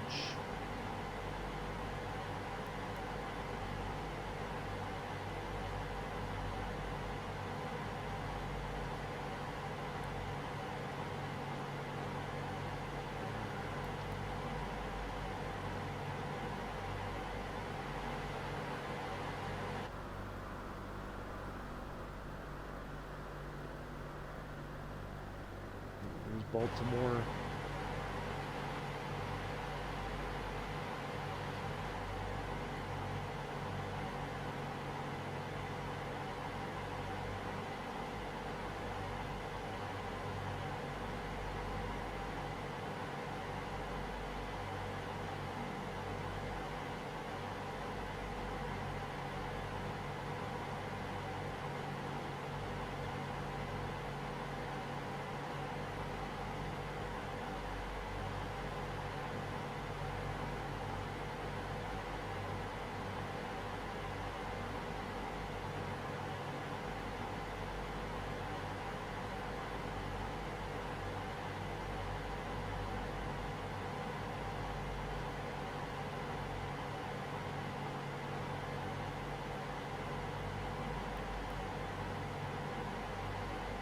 So let me just double check something here.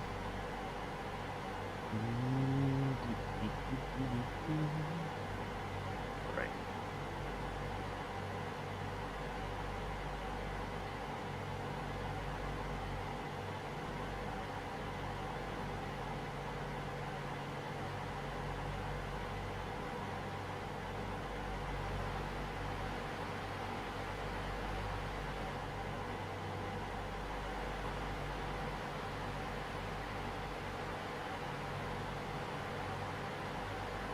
Okay, let's go into the descent 26 mode. inches, please.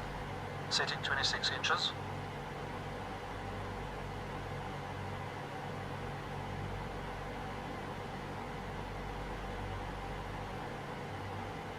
Inches set. Descent checklist, please. Altimeters and flight instruments cross-checked. Seatbelt. Engine blowers low. Low. Descent checks are complete.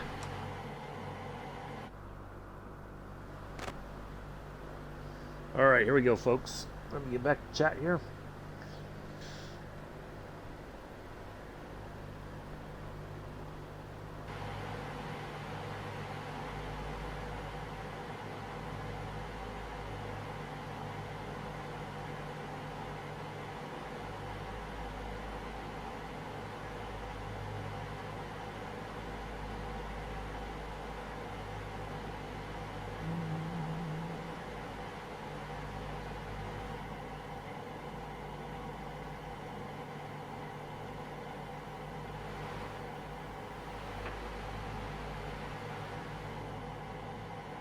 Think you'll... Oh, he's probably watching Joe. Joe just went live on something or other. I don't know what, but yeah, he's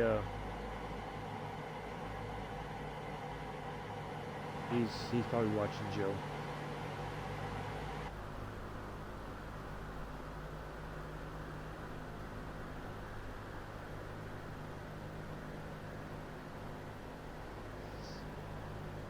Yeah. He probably got bored of watching this. It's not fast enough for him. Oh, that's possible. Off to the shop. Or napping. Yeah, probably so. You guys kept him up past his bedtime last night, Bex. Ooh. Gotta get back to the radio. Well, no, actually, he kept you all past your bedtime.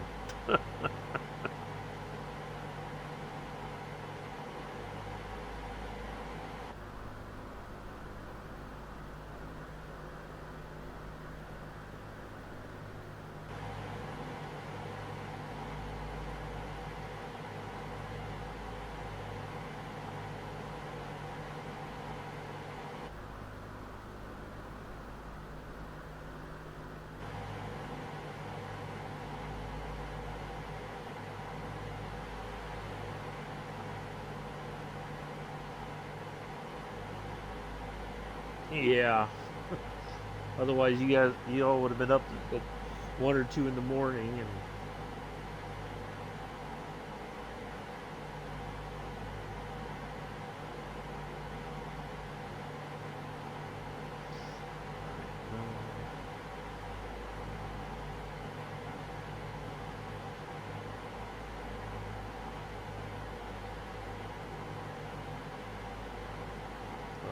let's see.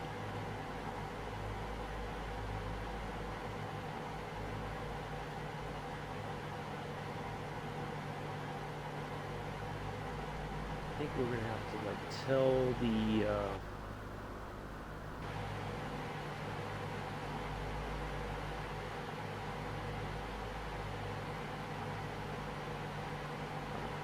So let's see. We want the nose down. We want to drop a little bit more.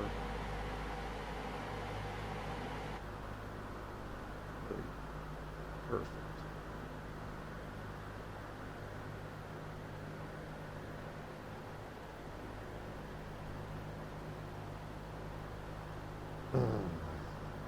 All right.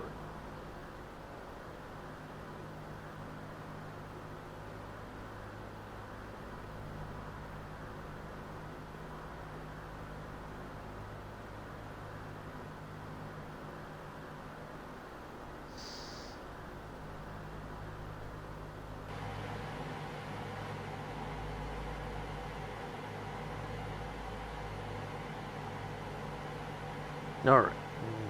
Put the refresh here.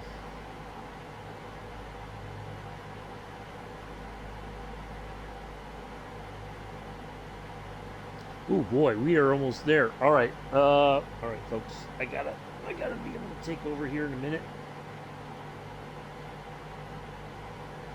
There is going to be a big problem, though. We are nowhere near our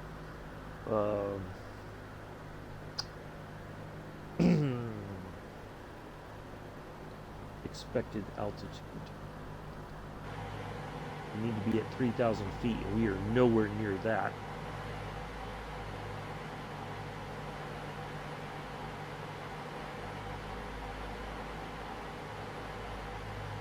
Cooling turbine. Normal. Fuel booster pumps. All right. On low. Fuel tank selectors. Mains on, crossfeed off. Hydraulic bypass valve. Down. No smoking signs. On. In-range checks complete. All right. Let me get the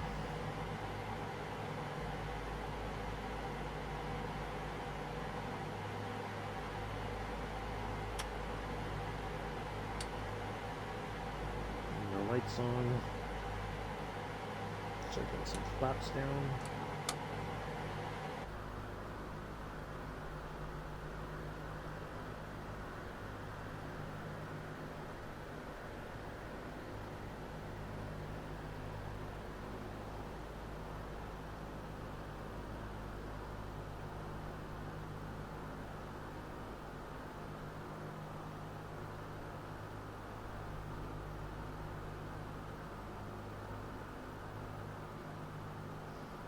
I think I'm gonna have to turn off the.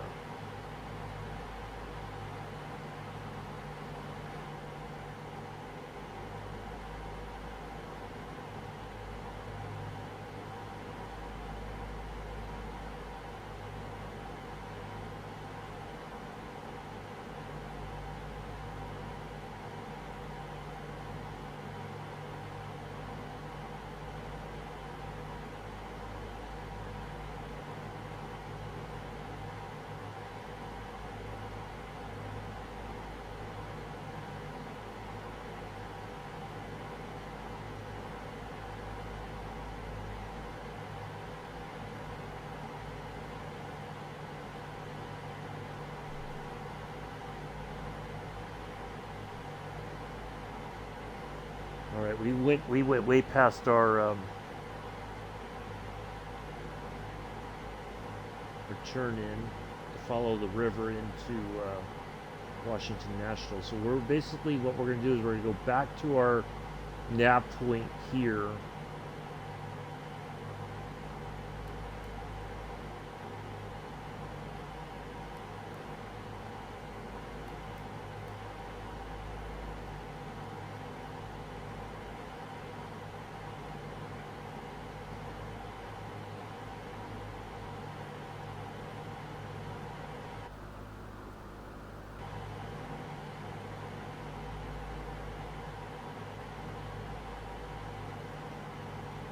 We have to dump some altitude.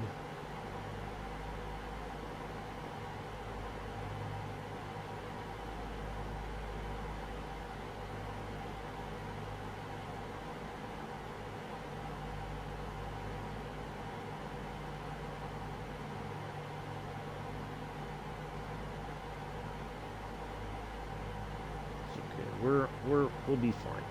We'll be fine.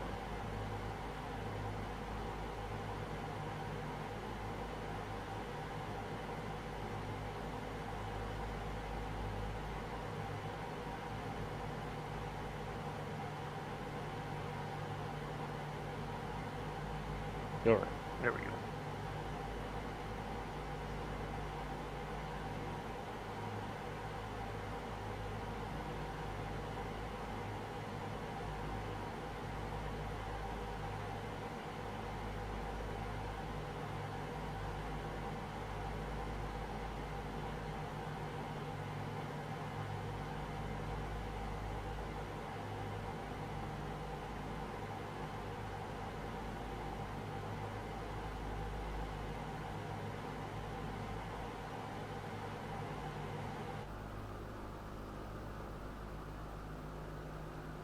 Oh boy, this thing does not want to go.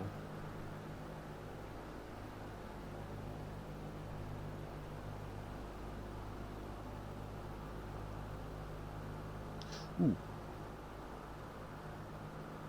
Ooh, oh, uh-oh, uh-oh, uh-oh, uh-oh.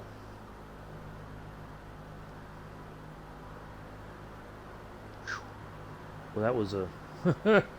Oops-a-daisy.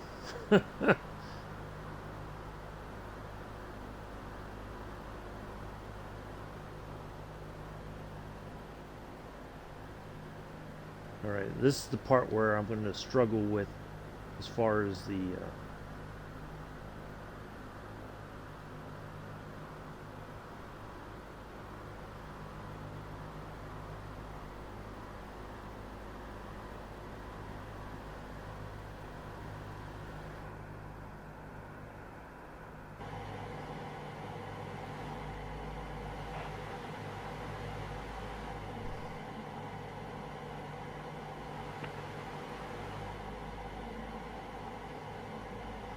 Yeah, I know, huh, Bex?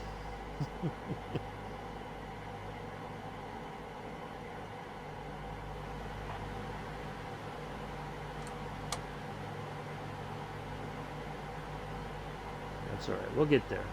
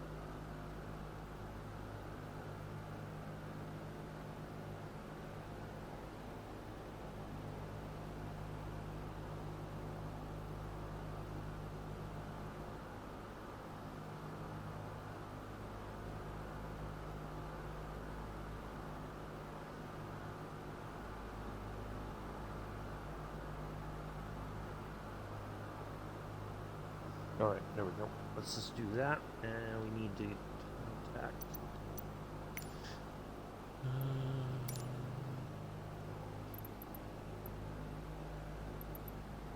Farther.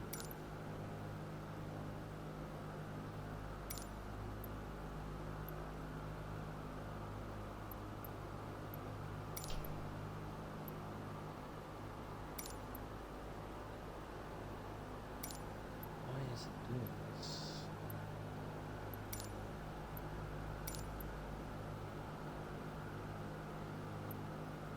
There it is.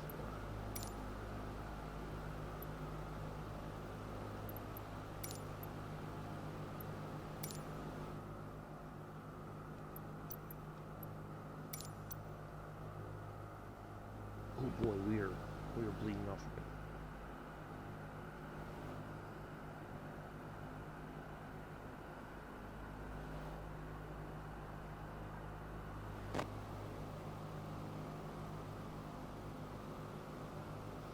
Oh, come on. Come on, co-pilot. You gotta acknowledge that stuff. It's your job.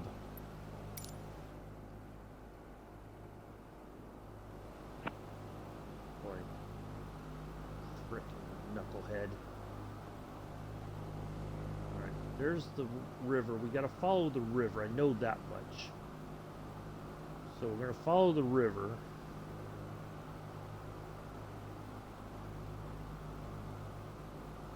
Okay.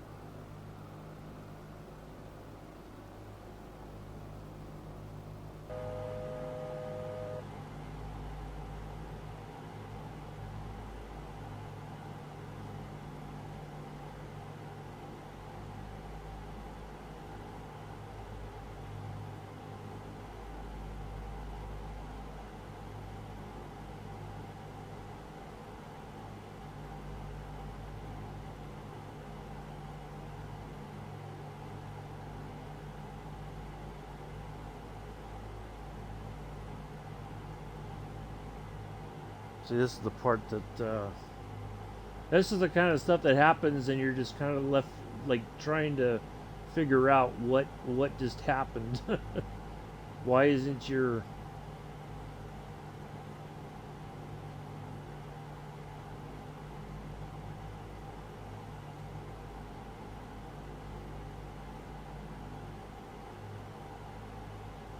co-pilot talking on the radio?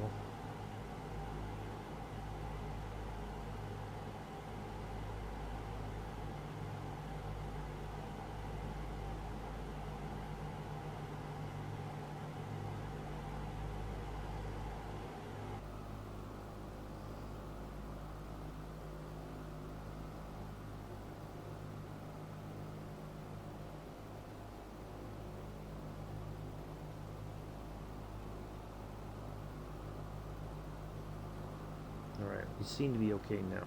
We're not, like, dropping altitude.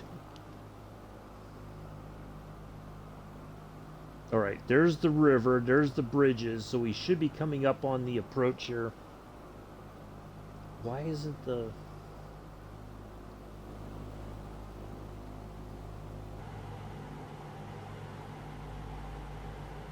going too fast? Oh, we should be fine for the...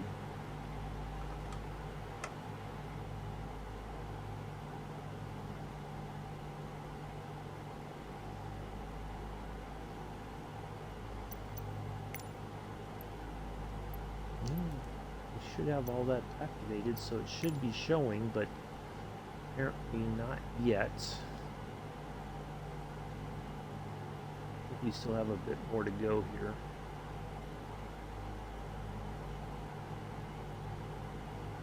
I've flown this river approach before.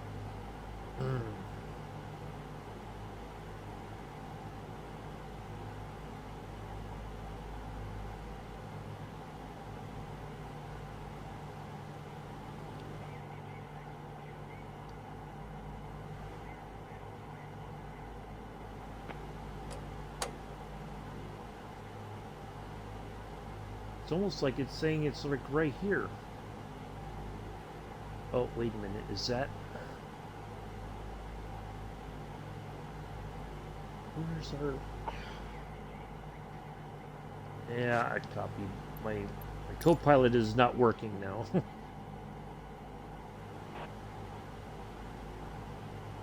Alright, that should be the airport there. Yep, there it is right there. Alright. There's a Washington Monument. There. Should be that. Looks like it. Yep. There it is. So there's the airport right there. Runway 19's right there. Alright, we got this.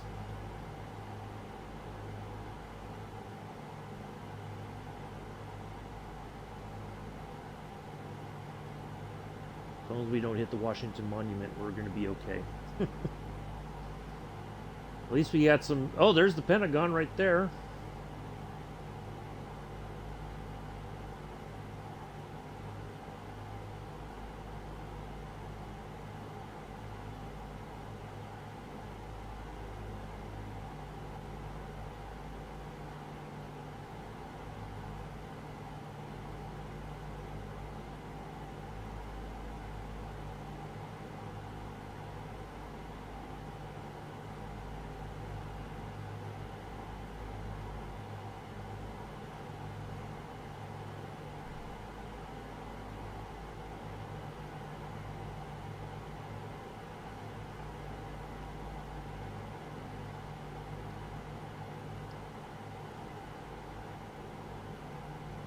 This is going to be tough. This thing will line up.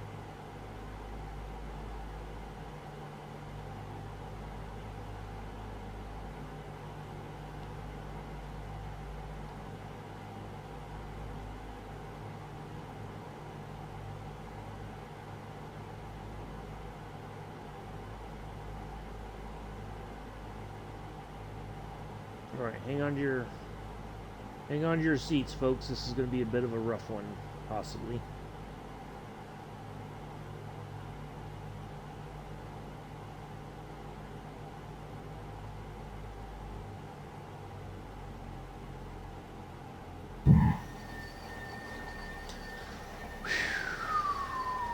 On behalf of myself and the entire flight crew, we'd like to welcome you to Washington National.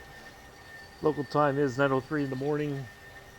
We understand, appreciate the fact that that could have gone very wrong. But we made it. By the hair of our chinny chin chin. Woo!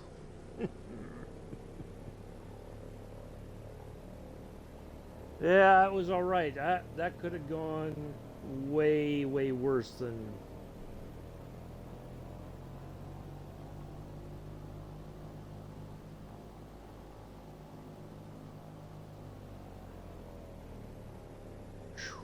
Boy.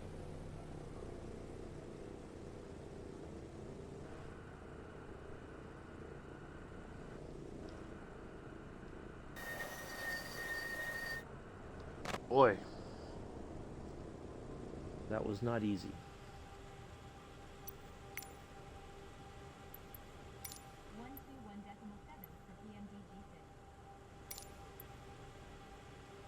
Washington ground, PMDG-6, taxi to the gate.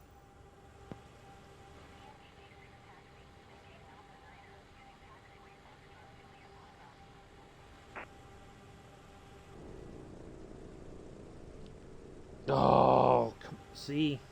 Taxiing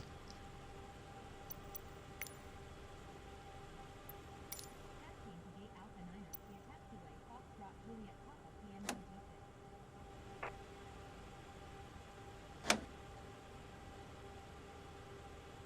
Alright, let's go out here.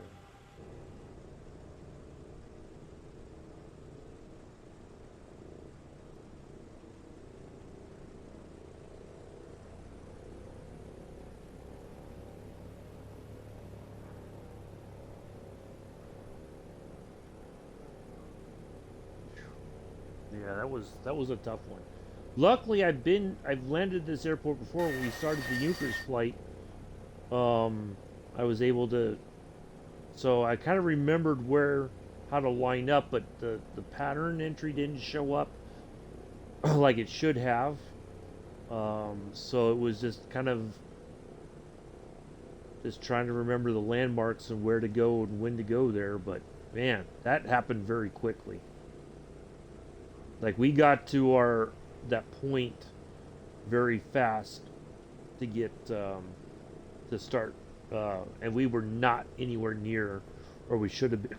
Oh, excuse me, as far as the altitude goes.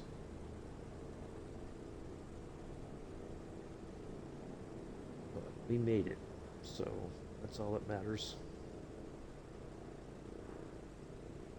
Boy, we had to dump a lot of altitude there towards the end because we did start to climb a bit and trying to get this thing to kind of settle, but well, lessons learned.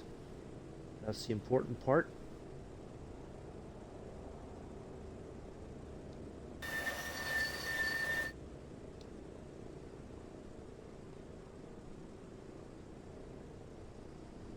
All right, let's go ahead and let's do this. The engines off. There we are. Woo!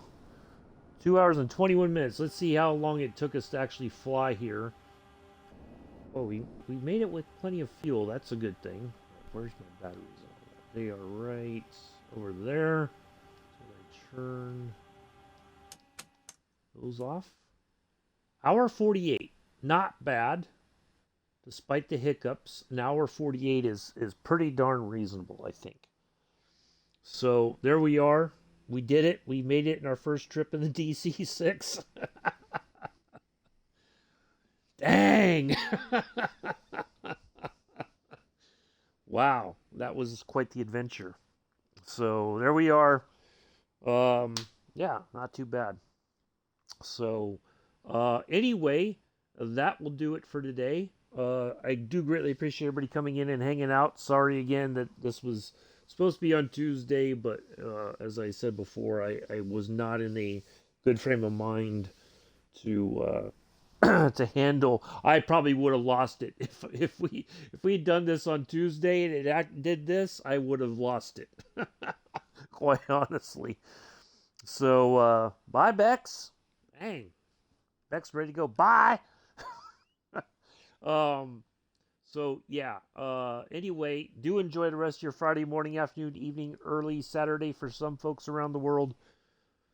I have been and always shall be your host and pilot, Uncle B, until Monday in the Hookers 52, heading to Akron, Ohio next from Willow Run.